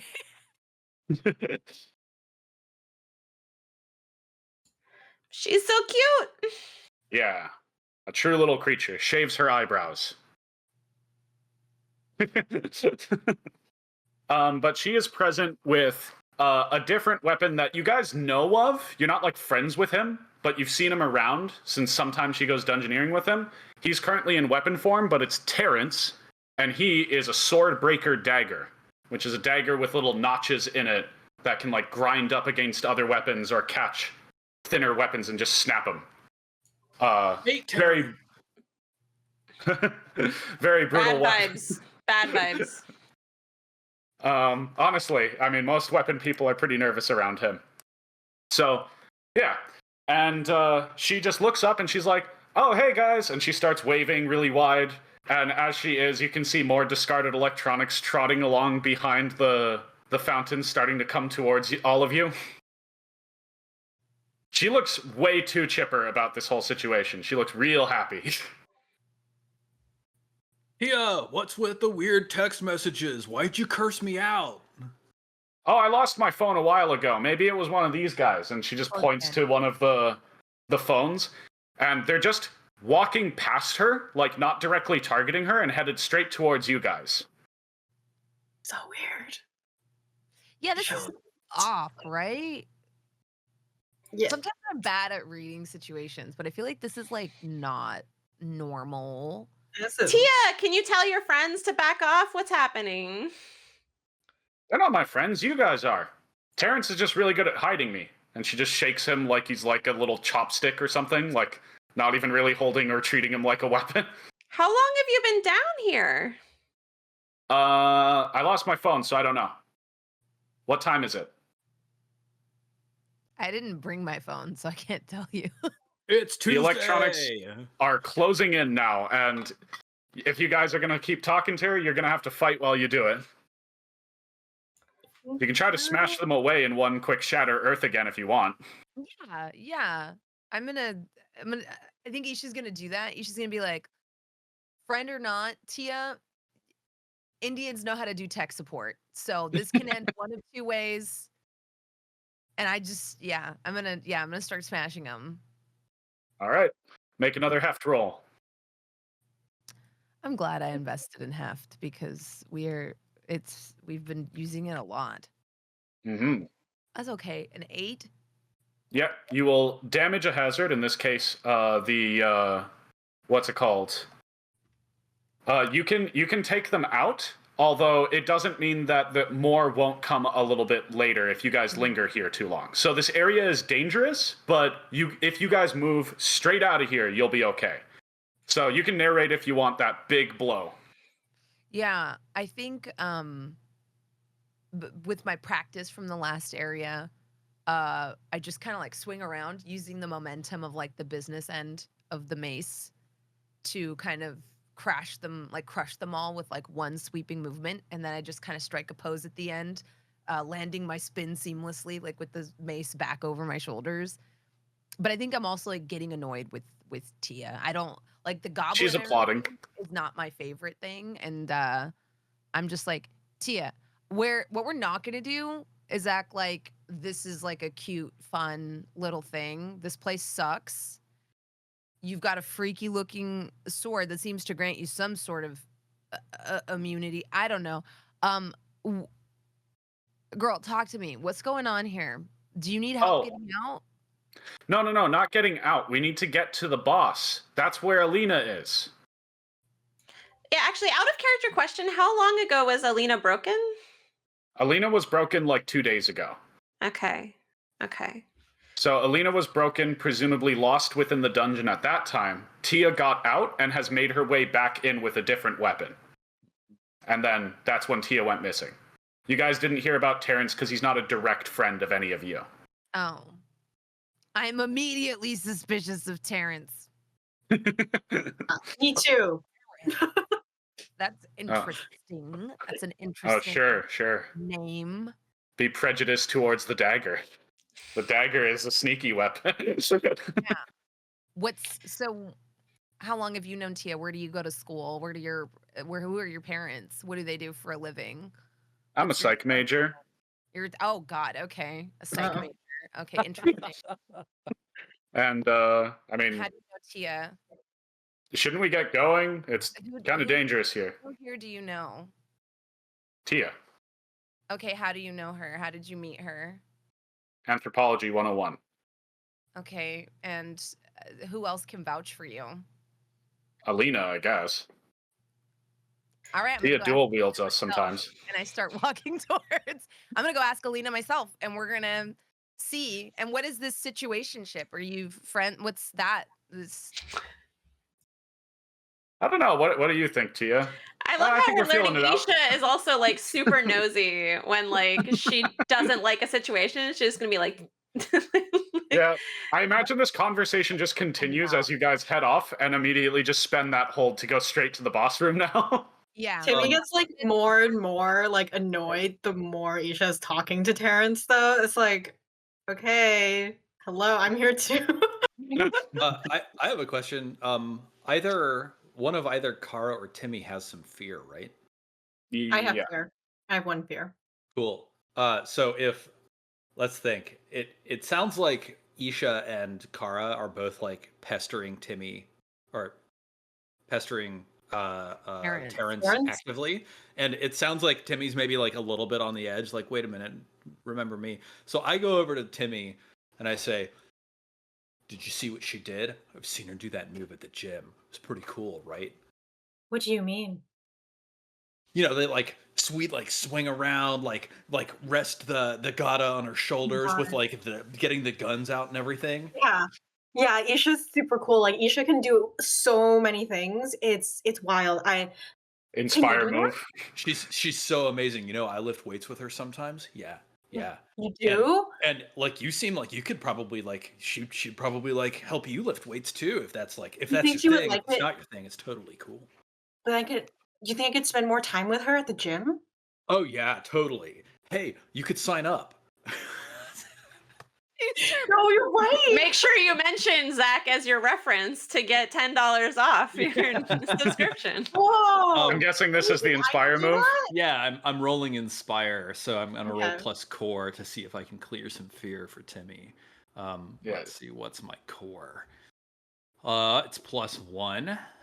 You can clear at least one fear if you roll a 7 or more. Yeah. Roll 2d6 plus 1. Boop.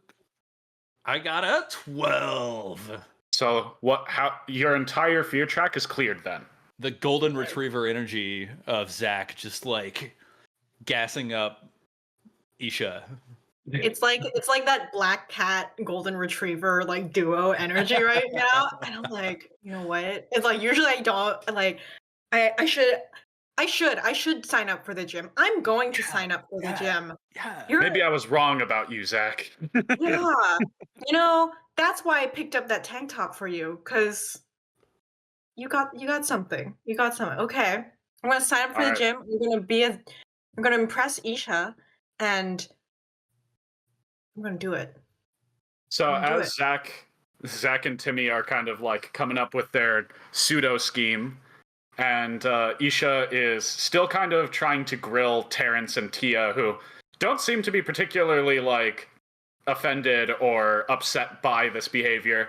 You guys cross into a much bigger room. This one is clearly like the courtyard that would have been the meeting of multiple big hallways within the mall. And at the very far end of it is a cracked phone crab. So essentially what it is the boss room. Already it's covered in scars. There's all kinds of other damaged monsters around, as well as a few broken weapons just like laying on the ground. And in the far wall, jabbed into the wall, is Alina, who is a Qiang spear, so a Chinese spear, one of the ones with those like red kind of furry, feathery design around the head. But her haft has been broken in half, so she's only about as long as a sword right now. And the phone crab itself has some scars on its shell, but essentially it has like kind of crab claws made out of phone receivers. It's got little spider legs coming out of it, and it is specifically like a rotary phone, where it's just the king of the outdated electronic, one of the first that got to come into the home. And it just pops up immediately, claws akimbo, tough shell ready, and the boss battle can begin. So you gotta pick who's wielding and who's weaponing. And before we get into that, I'm just going to have a little ad break for anyone who joined us midway through. We're about to enter the boss fight. But for those of you who want to play Life on the Edge yourself with your friends, it will be releasing on January 18th, next Thursday. It's a DLC for the video game Boyfriend Dungeon. Please go on Steam and wishlist it now so you don't forget. It'll be pretty affordable. You could also buy it standalone, direct from Maso, on itch.io or on drive-through RPG. Thank you. This ad break is now concluded. All right. Thank you. All right. So, who's going to enter their weapon form in full? Oh, I just go, Isha, wield me, and then just like blah, full like the full Voltron scene of like the magical girl transformation where I fully crystallize into my weapon form. Where you T-pose? Yes, T-pose to assert dominance. It is genuinely impressive. Like actually, like for as like kind of bumbling and like maybe trying too hard as Zack is when he's in human form, there's just something like effortless about the like deadly appearance of the Zweihander. Yeah. Are you down for that, Isha? Yeah. To piggyback off this, I think there's like a moment where we have like the meme of the two buff arms like meeting for yes. turns into like this like that's the start of the magical girl transformation. Yeah, a hair flickering it too, and it's like little sparkles, and we start like this, and then it's like, and then suddenly Isha's standing there with like the biggest sword, the biggest German battle sword. I'm even more inspired to go to the gym now. It takes a big woman to wield that sword. So what do you think, Timmy? Should you want to wield me or should I wield you? How do you think about this? I'm not transforming into my weapon after that. Are you kidding me? All right. Well, everybody, look away for a minute. I can. It's all right.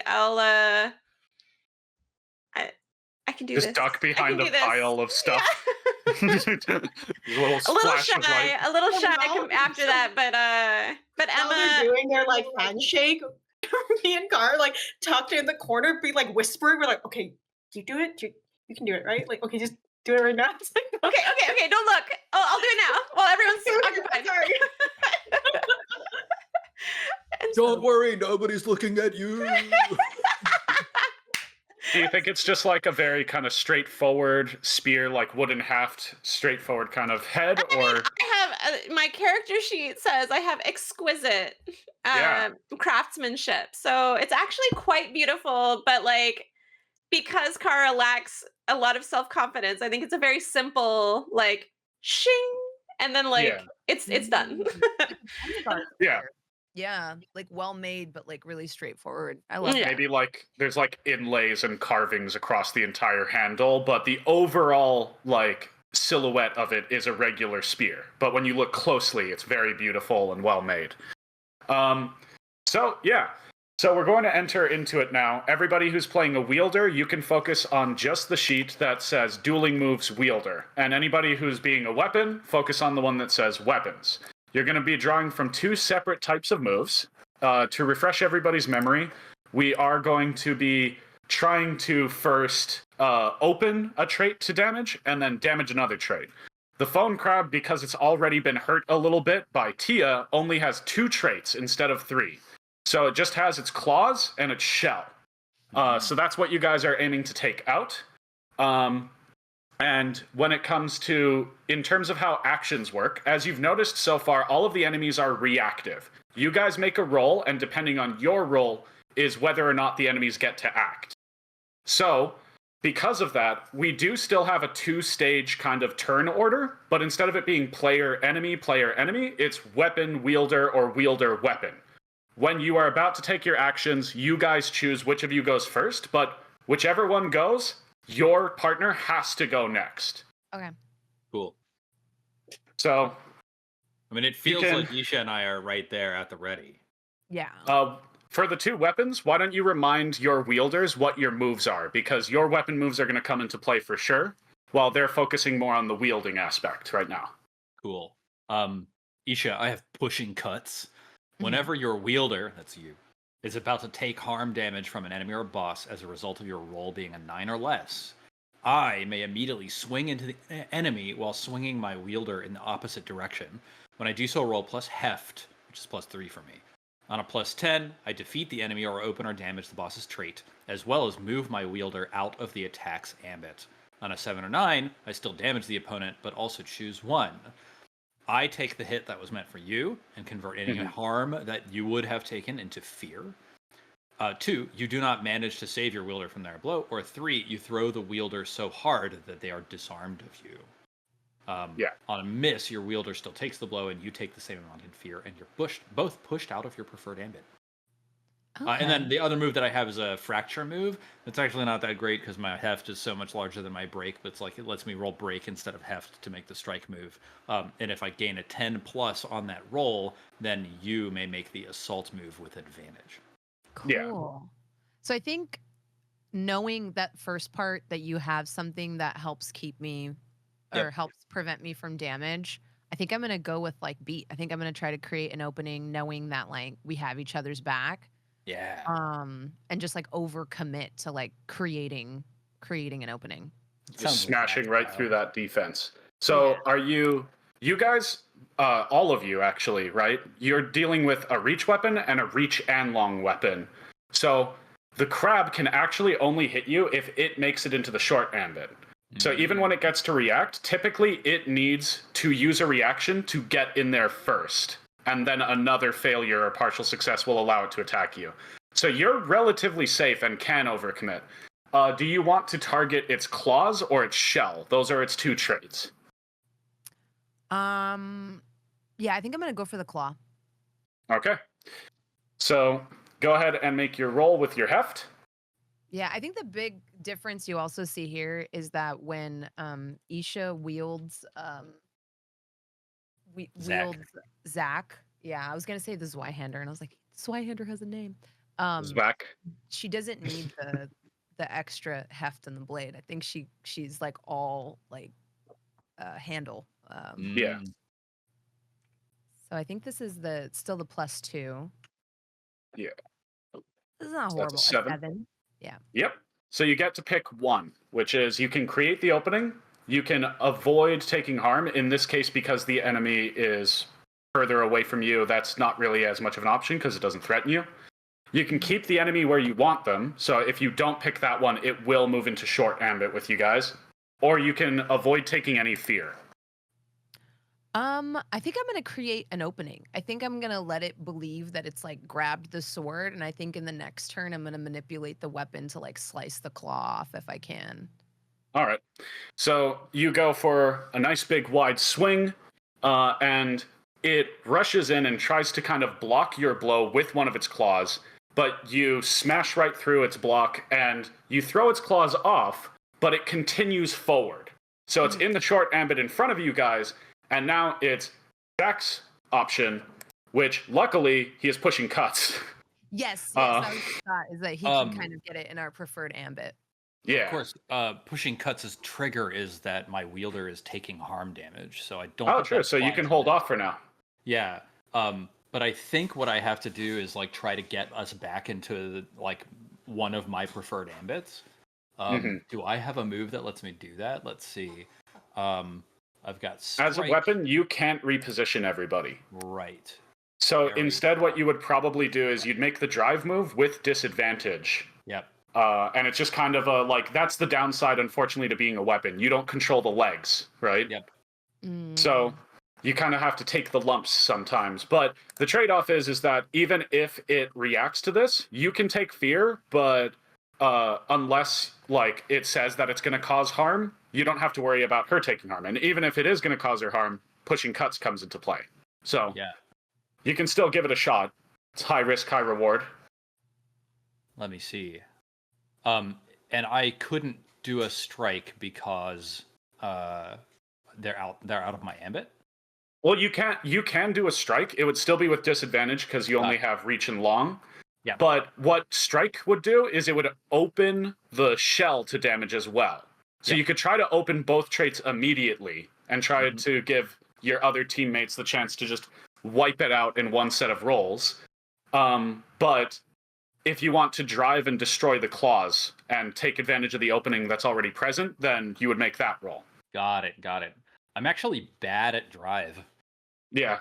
So I'm gonna do strike, even though we're outside of my ambit. I'm gonna try to wrestle myself around in Isha's arms and see what I can do to take a sharp stab at the shell.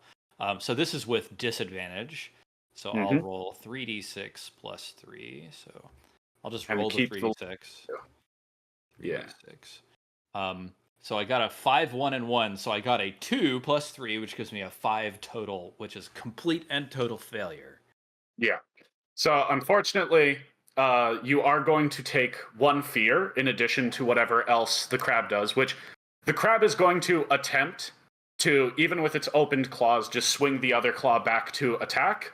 And you can now activate pushing cuts, which if you're at least successful on that one, which doesn't take disadvantage, then you can get yourselves out of the way. Yeah, and that's the crab is making a strike at Isha. Yes.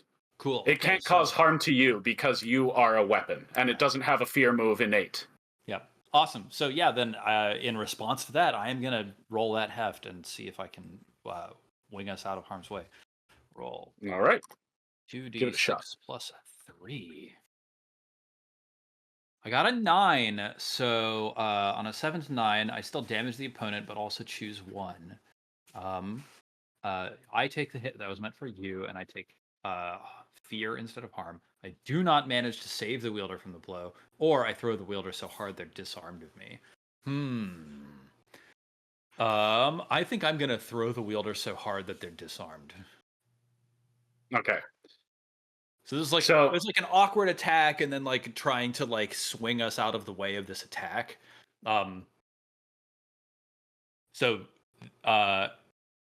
And then in response, this crab starts clawing at Isha, so I fling us both around, and I damage it. Actually, that sounds like that's a thing that happens. Yeah. So it says specifically that on a 7 to 9, you still damage the opponent, but also choose 1. Cool. So yeah, in this case, it would be that you manage to get down into it and strike down and sever its claws. Yeah. But in the process, we could say that your sword tip gets jammed underneath its shell, and as it shifts and turns, you go flying out of Isha's hands and off to the side. Cool. So the two of you are separated, and Isha, when her turn comes again, is going to need to reposition to go get you. Cool. Yep. This is so on brand for us, though. Yep. We hit it hard, and we do the thing we wanted to do, but we're also oh, this only solves our immediate problem and not. Yep. It's very on brand for Zach and Isha. We got the crab claw though. Great. Our rolls could be better. So to clarify, so is the crab still in the short ambit or something? It's in their short ambit. You guys are still at your preferred ambit. Yeah. Oh, okay. Yeah. It's always relative to you. So it's if it doesn't move directly towards you guys are assumed to stay in your ambit. Gotcha. So it's lost its claws, but also Isha has lost Zach for now. Would you like to have Tanya, aka Kara's character, take the lead, or Kara is the character? Kara takes the lead, or Timmy takes the lead for your set of turns? I can tell you about my moves again if that helps. Yeah, that would be. So my 2 moves are a feint, where we pretend to strike and then intentionally miss, but then you can do an advantage the next time you roll. My other move is a perfect thrust, so using keen to strike. Or beat. You can strike or beat with keen. And then you also get a +1 when repositioning, in case we're too close. Because Kara is quick. But I will get double fear for the duel. Mm-hmm. I see. I feel like I forced me being the wielder, so would you like to go first? No. I mean, you can set up the fencer's feint, right? Sure, yeah. I can start a feint. All right.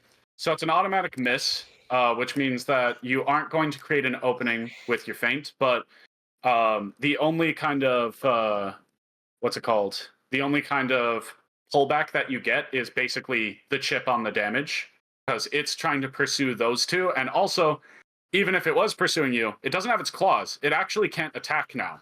It's just a tough shell that you need to defeat to get rid of the dungeon. So you manage to do the Fencer's Feint, and that allows you take 1 fear, which ups to 2 because you're fragile. And that allows Timmy to go ahead and take a shot at it. You could try to give it a good beat, and that would allow it to create an opening for whoever moves next. Is that the only thing it can do? You can do other things. There's also Yeah. so right now you're assault, right? you can't assault yet because it hasn't been open to damage. Yeah. Right. You're going to get an advantage no matter what you do. You could focus on bolstering, like clearing your partner's fear track, or trying to give a bonus or something like that to Isha, if you want to. Okay. But right now she's mostly doing fine. You could also try to reposition to add advantage to the other team. Oh, okay, okay.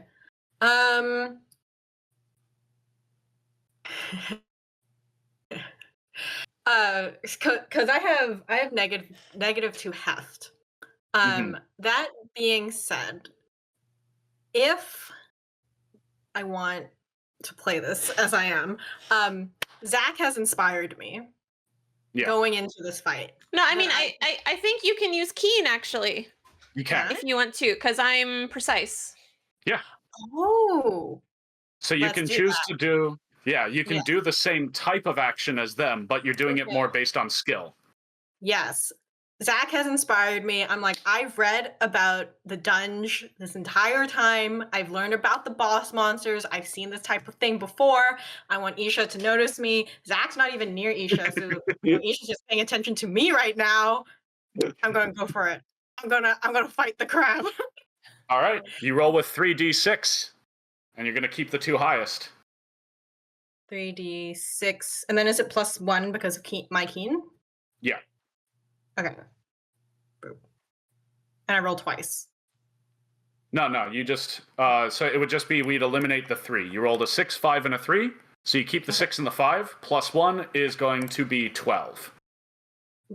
It's not bad. You hear from the other side of the crab. Timmy.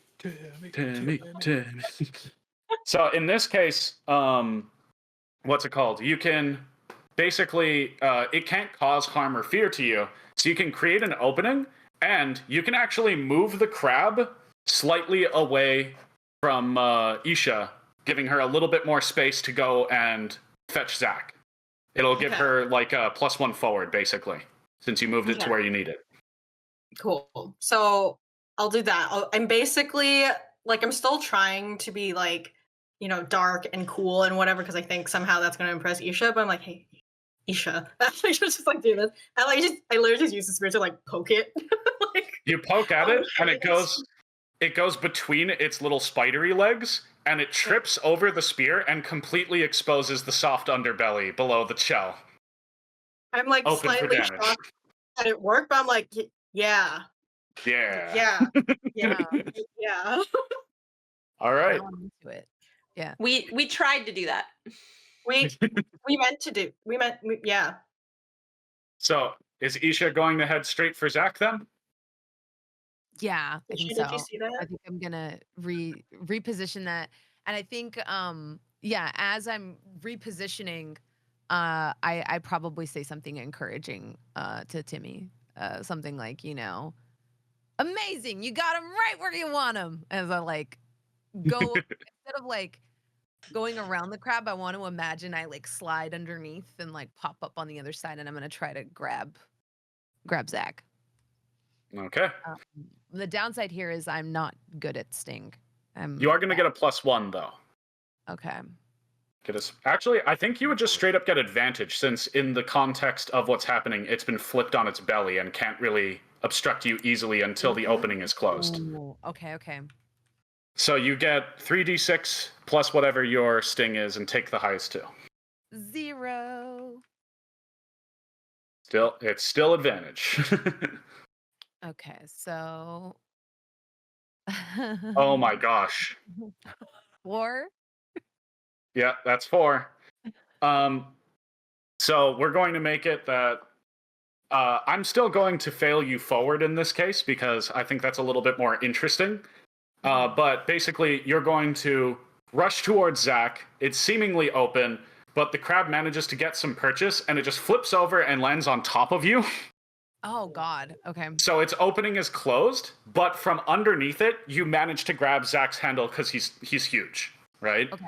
So you have him, and Zach can still take an action to, what's it called? Try to, like, in the case of this, since it's actually on top of you, it could, in theory, cause some harm by just dropping on top of you and hitting with your weight. So we can give Zach immediately pushing cuts to just, like, you swing across the floor and he'll fling you out from underneath it kind of thing. And at least free you guys out from it. This me is like look a at- Shelob situation, I feel like. Mm-hmm. Yeah, totally. Let me just make sure I understand all the weapon dueling moves here. I can strike in order to create an opening. Or I can drive, like Zach You can attempt to parry and block it as well. as weapons- a character, Zach is not particularly sensitive to taking harm. Mm-hmm. That's not a thing that he tends to care about very much. So I think I'm gonna try to use strike to create an opening again. Okay. I think that this is at disadvantage because we're not in the long or reach position. No, right? this would definitely be considered short because it's right on top of you. Yeah. Okay, yeah. Sorry, Isha, but not Mhm. sorry. Not- Let's go! Let's see, that's 3d6. Roll 3d6. I got a 5, a 2, and a 1, so I rolled a 2 and a 1 for a 6 total. Complete That's miss. experience. So, yeah, you are going to... Do I get 2? Oh, sorry. Yeah, you would have gotten it for each failure. So you go swinging around to try to get at its legs, but it's a little bit wise to that, and all it does is just lift its legs one after another as you swing past and avoid you. And then it's going to just drop its, big butt on top of Isha. Isha takes 1 harm, you take 1 fear as you chip bouncing off of the floor tiles in the swing. So we got to go back to Team Timmy, Team Kara. I'm seeing all this happen, and in my heart, a little bit, I'm like, why didn't that work? So I'm feeling a little sad, but I know Kara, because we're a bit like-minded, is quite afraid. So can I bolster their willpower or resolve? Yes, you can. Okay. You with- certainly can. It's too late for me to block the crab attacking, right? Unfortunately, you cannot block for another wielder. Okay, because it says you intercept a blow to a wielder, so I wasn't sure. I guess I'll note that as a potential tweak. Yeah, The blow to your wielder, I guess. it should be a blow to your wielder. Yeah. Okay.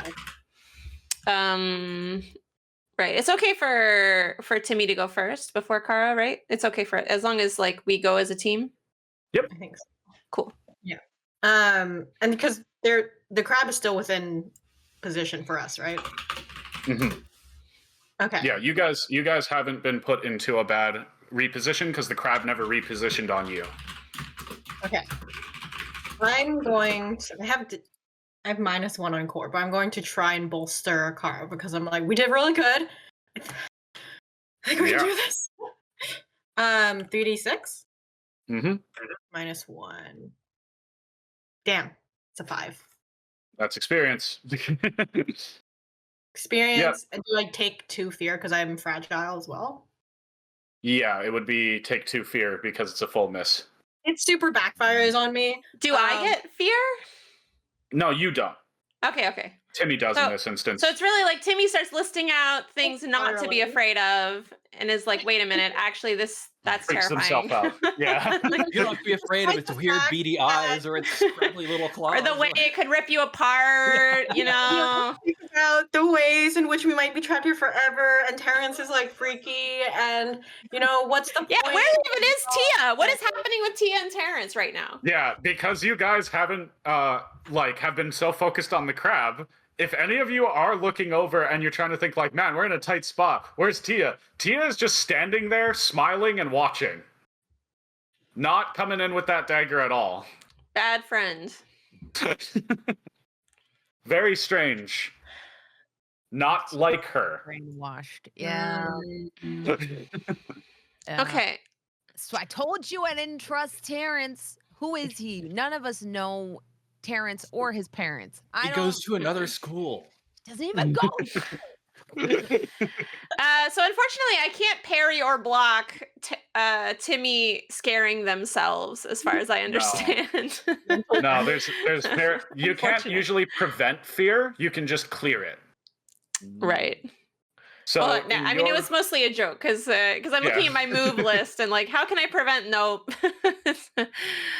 Okay. So the crab is on top of the other pair, and its opening has been closed, so we have to reopen it. Yes, although because of the nature of the opening, if you do open it, it should get off of them as well. Because Okay. it has to be flipped upside down for the opening to be present. Okay, I'm gonna try to do a strike then, using Keen. Yep, perfect To thrust. try to create a perfect thrust and open that up. Sounds great. 9.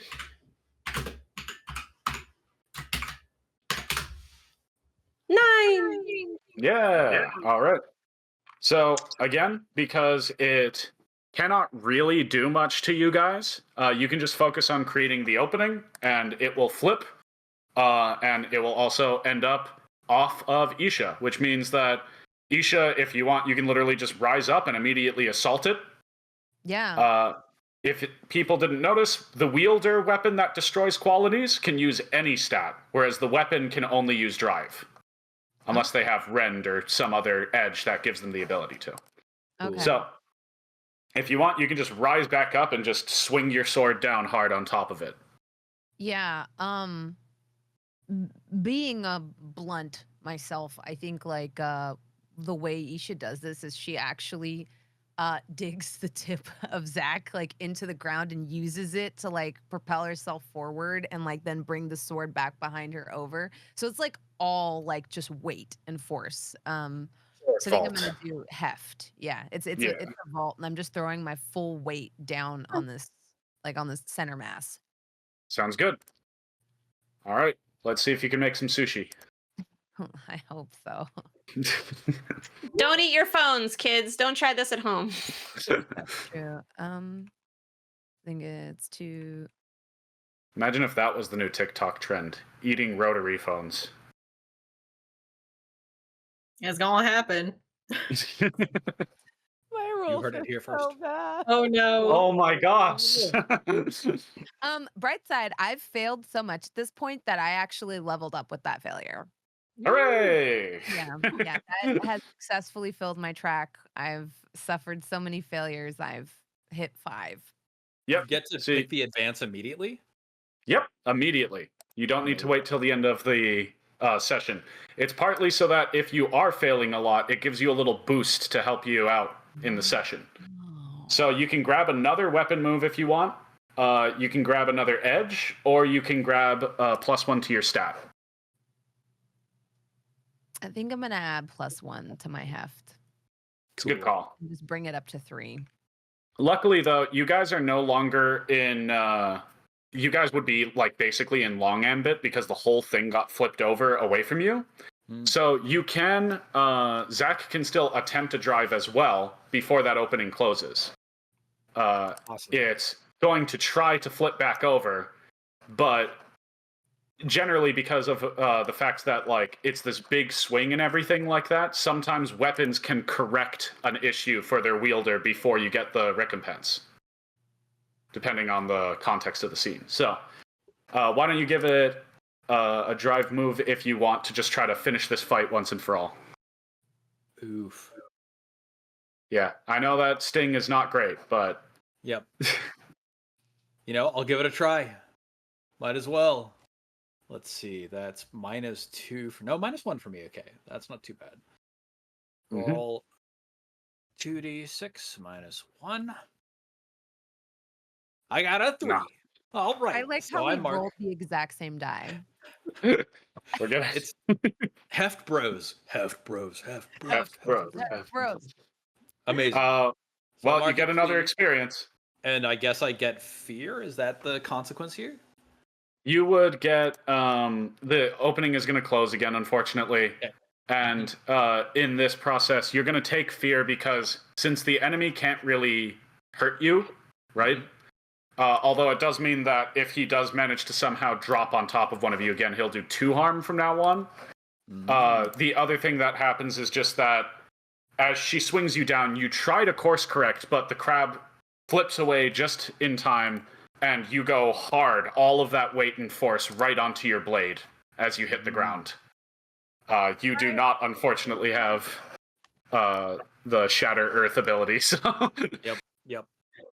But yeah, and then we have to go back again to Team Timmy. I think Try to find. Sad that I'm using this amazing sword as like a mace. It's like probably the entire thing. It's all right. I mean, just slamming it. That's actually what Zach is into. I think Zach takes this moment to be like to resonate along the blade and to say to Isha, we're not good at finishing them off. That's for Timmy and Kara. We gotta create that opening for them. We gotta set them up. Same page, right. same hat, same phone. Same. I mean, if I perfect thrusted, could Timmy then beat and Could assault. finish? Could assault can rather? be used with Yeah. any stat. So Timmy can just Okay, use their best okay. stat for it. Yeah. Okay. Should we try it? Should we try Do it. 1-2 hit? Okay. Here we go. Here's a Keen thrust. a keen thrust. 7, barely. That's good enough. We'll probably just say that in this case you're going to take a 1 fear kind of chip, as it's just like, this battle is going on long, this is taking a while kind of thing. But you do manage to flip it over. Because I take double fear, that actually means I break. Okay. So your break has increased by 1, because unfortunately that bolster move earlier didn't work. And so as a result, you're going to break a weapon move, which in this case means that you pick one of the dueling moves, or if you want, you can pick one of the moves on your sheet, and you'll take disadvantage with that until you get out of the dungeon, basically, and have a chance to clear your break. Cool. So your break is up to +2, though. Yep. I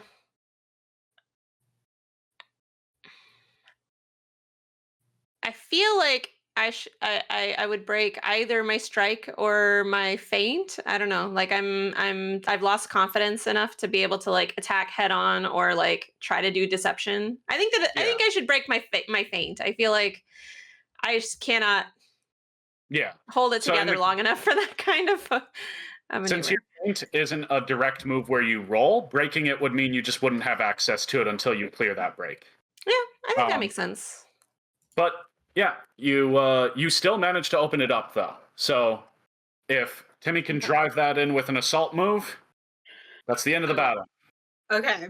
I like to think that at this rate, seeing our buff team continually just missing, we're both just freaking out. Team Timmy is freaking out. I should get rid of this thing. I'll do the assault. I'll use sting because I've learned a lot about this. Hopefully I could just get it into one of the little joints or whatever. So 2d6 plus 2. It's an 8. What is that? That's enough. No. You did it! Team Timmy saves the day! And breaks also. You're gonna take a little bit more fear. You're gonna take 2 more fear in the process, but just because it's like, oh shit, oh shit, oh shit, and just trying really anxiously to get in there. But you finally drive the spearhead in, break it, and the whole thing just clatters to the ground and turns back into a normal rotary phone. Yeah, you guys are victorious, and as you are, Tia just is like calmly walking past you guys, and then puts out her hand, and you see Alina just fly out of the wall back into her hand. And once she does, you can see purple cracks all across Alina, spreading up Tia's arm and across her and Terrence. And she kind of turns around and has like burning purple eyes and just says, well, that solves that. Thanks again. And she's going to drive that spear down towards the ground and break the tile beneath her and drop further into the dungeon. Whoa! Tia was broken this whole time. Whoa! She's another current boss in the dungeon. Unfortunately, I don't think we're gonna have time to fight her though. So Yeah. maybe if there's ever a sequel. Telling you that boy is a This- bad influence. I didn't like him. It's all Yeah. Terrence's fault. But It's I gotta blame be- Terrence too. I blame Yeah. Terrence.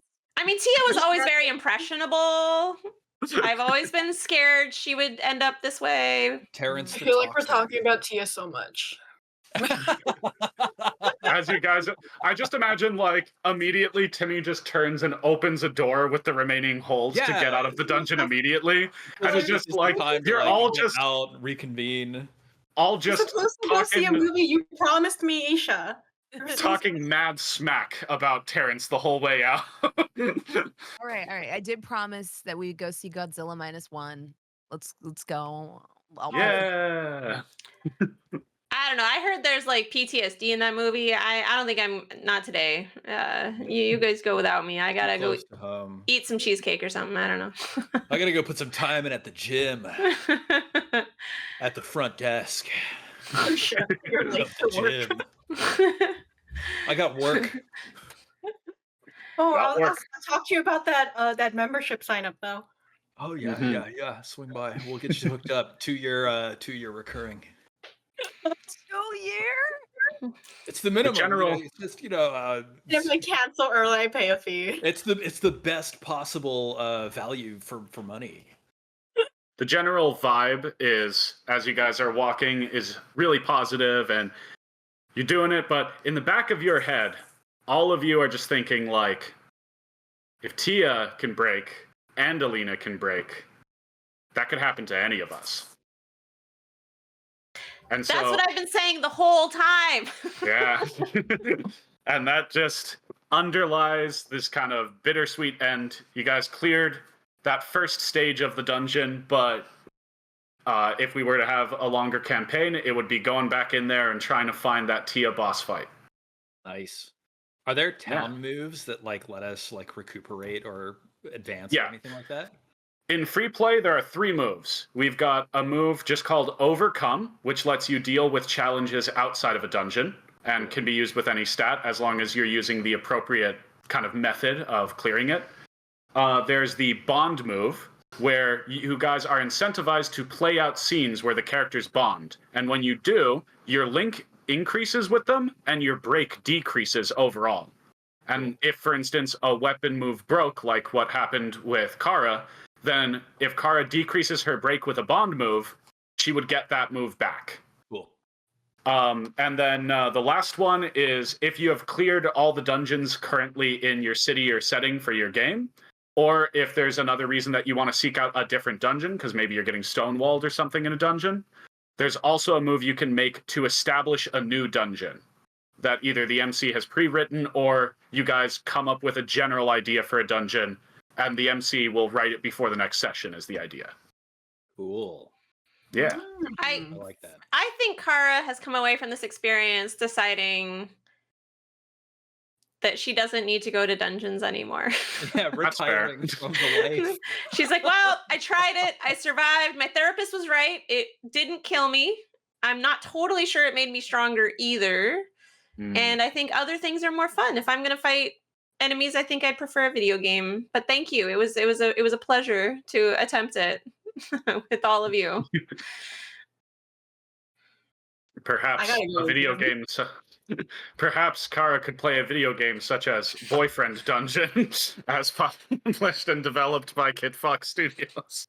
You know, some Highly of us are recommended. sublimating the struggles we face in our lives into similar video games, and that's why I played Game Dev Simulator. Yeah. Oh. But yeah, that would more or less do it for our playtest of Life on the Edge. What do you think happens with your characters' epilogues? Yeah, that's a good point. I think I think Isha probably opts to train Timmy for free so that they can wield her instead. And no offense, Zach. And I think she's like, listen, I can take a beating. You can slam me like that, and I won't. No, not mentioning anyone in particular. You can't really chip me. You know, Phrasing. you can just really put all your weight behind it, and just go to town. And yeah, you know, I'm a bottom. I can take it. I mean, just wielding you alone builds muscle. So Actually, true. it's fun. I've found that people use gatas to train now, like Yeah. as a part of a fitness regimen. It's like very popular in America now. well, there you go. Like it's good for your core. Yeah. So I'm like, yeah, I plan to get one eventually because I'm a historical fencer, so it's very good for sword-related movements too. yeah. I see people train with them all the time. I'm afraid to because I feel like I will hit myself in the head. But What about Sure. Timmy and Zach? Well, obviously, Zach's gonna get Timmy signed up for the gym. Yeah, think, like- I now have a 2-year membership that I can't get rid of. Also, there's no actual way to cancel it. It's like, you know, you Yeah. call like the I also did cancellation see phone Godzilla number -1. and- Timmy Yeah, learned. yeah, yeah. Mhm. I feel like if we were playing for longer, I would try to aim for like a Bond scene for Kara and see if we can like help alleviate some of her fears around the break that she suffered. That seems very dramatic, and like I think this is like one of the struggles that that Zach wrestles with is like, how do I help my Yeah. friends? Oh my God, what do I do? You know, like Like you try to hold a barbecue, and I'm like, this is not changing my mind. yeah. Yeah. I think in the immediate aftermath, Zach just needs to go blow off some steam. You see him from like a long shot in the distance, riding down a hill in a shopping cart, like towards, you know, a collection of rainwater barrels at the bottom. Yeah. Amazing. And that's the exact correct instinct, though, is that in the long term, the game is focused more on the well-being of the player characters than most other RPGs might be. So much so that the further into an adventure you should go, the more that the adventure is about your minds. And so as a result, like, although any GM that's listening currently, although you may want to start with one of the example dungeons we have in the book, it's highly encouraged to build your own dungeons as you run a game. And the further in, the more personalized they get, right? Like, we could just see, you know, with Zach, it could be specifically a dungeon that focuses highly on separating him from his group constantly, over and over again, to really just stress that sense of separation that he feels emotionally with people. That's generally what the impetus of Life on the Edge is meant to be. Super sweet. If that scene with Kara doesn't go well, then like, oh, his fear his struggle is intensifying. I can see a future dungeon about like, how do I connect to people, and like I can just like be more practical jokey and more physical pratfalls, right? That's gonna help me out, isn't it? And then And the final- you make a prank, and then that doesn't go well. Yeah. Yep. The prank becomes a boss, Yes. whoopee cushion, and then the final boss is Zach himself. Whoa. Whoa! I mean, on the other hand, if your bond did well, maybe Kara would be persuaded that like she really should help her friend Alina, who seems to be not only broken but now abducted. Yeah. Have you, I know the name of it is Boyfriend Dungeon Life on the Edge, but have you made like, okay, this might be inappropriate. Have you made edging jokes with the name? I'm just saying, it'd be really funny. No, but we did kick around early on. We did kick around the possibility of calling it Polyarmory. Oh, that's another Oh, that's a great good one, too. name. Oh my god. Good one. We didn't want it to seem too explicitly romantic or anything like that, so we didn't go with that one. I just got puns up in here. I mean, if anyone wants to write a different spin-off tabletop experience that's specifically for people to do in the bedroom, I mean, you can talk Thanks for that. Which weapon type are you in the bedroom? I You transformed. learn a lot about yourself. Boyfriend Dungeon is for lovers. That's true. Hence the name. But what happens with Timmy?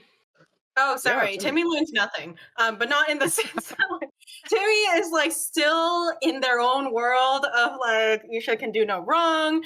I love that. Like, you know, we exited dungeon. I don't want to go back. It's taking time away because we're in a group. But making very like minor steps. First, there is the contract of the gym that they cannot escape now.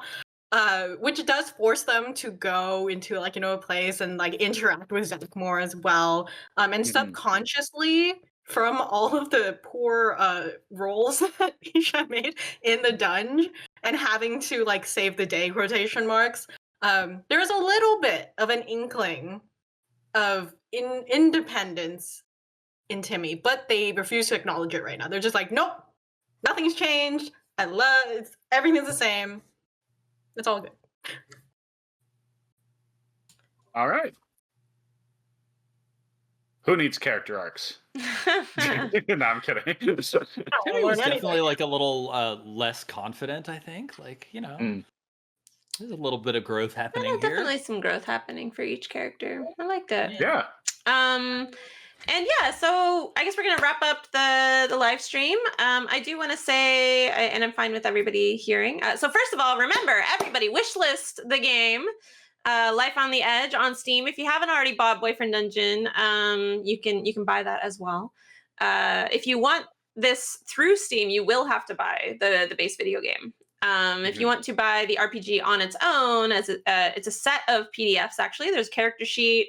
There's a quick start little play guide, and there's the full rule book, which is over 50 pages of beautifully formatted with fresh new illustrations never seen before. All of that is going live on the 18th. And yeah, everybody please check that out. And thank you very much for watching. And thank you to Maso for making this game. Yay! Stephen, Victoria, Jasmine, if you have feedback or thoughts or you found errors or something like that, feel free to post it in the Discord or privately to me. I can anonymize it before it goes to Maso, whatever you're most comfortable with. Although Maso has a pretty thick skin, I don't think he'll be at all offended if you give your suggestions, and he will ignore it as need be. Yeah. Yeah, for sure. Really excited to hear.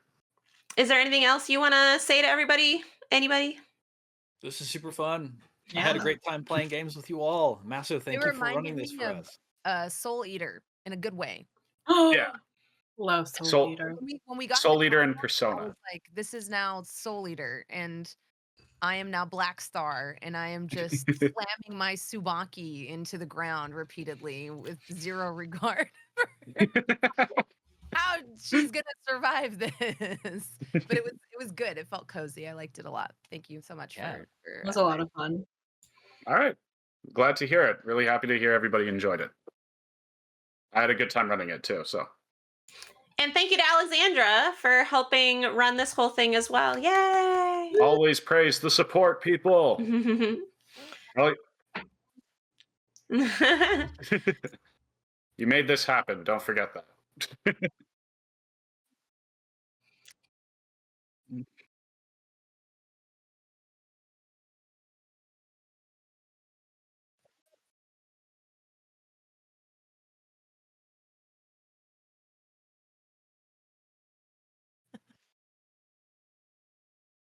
Yeah.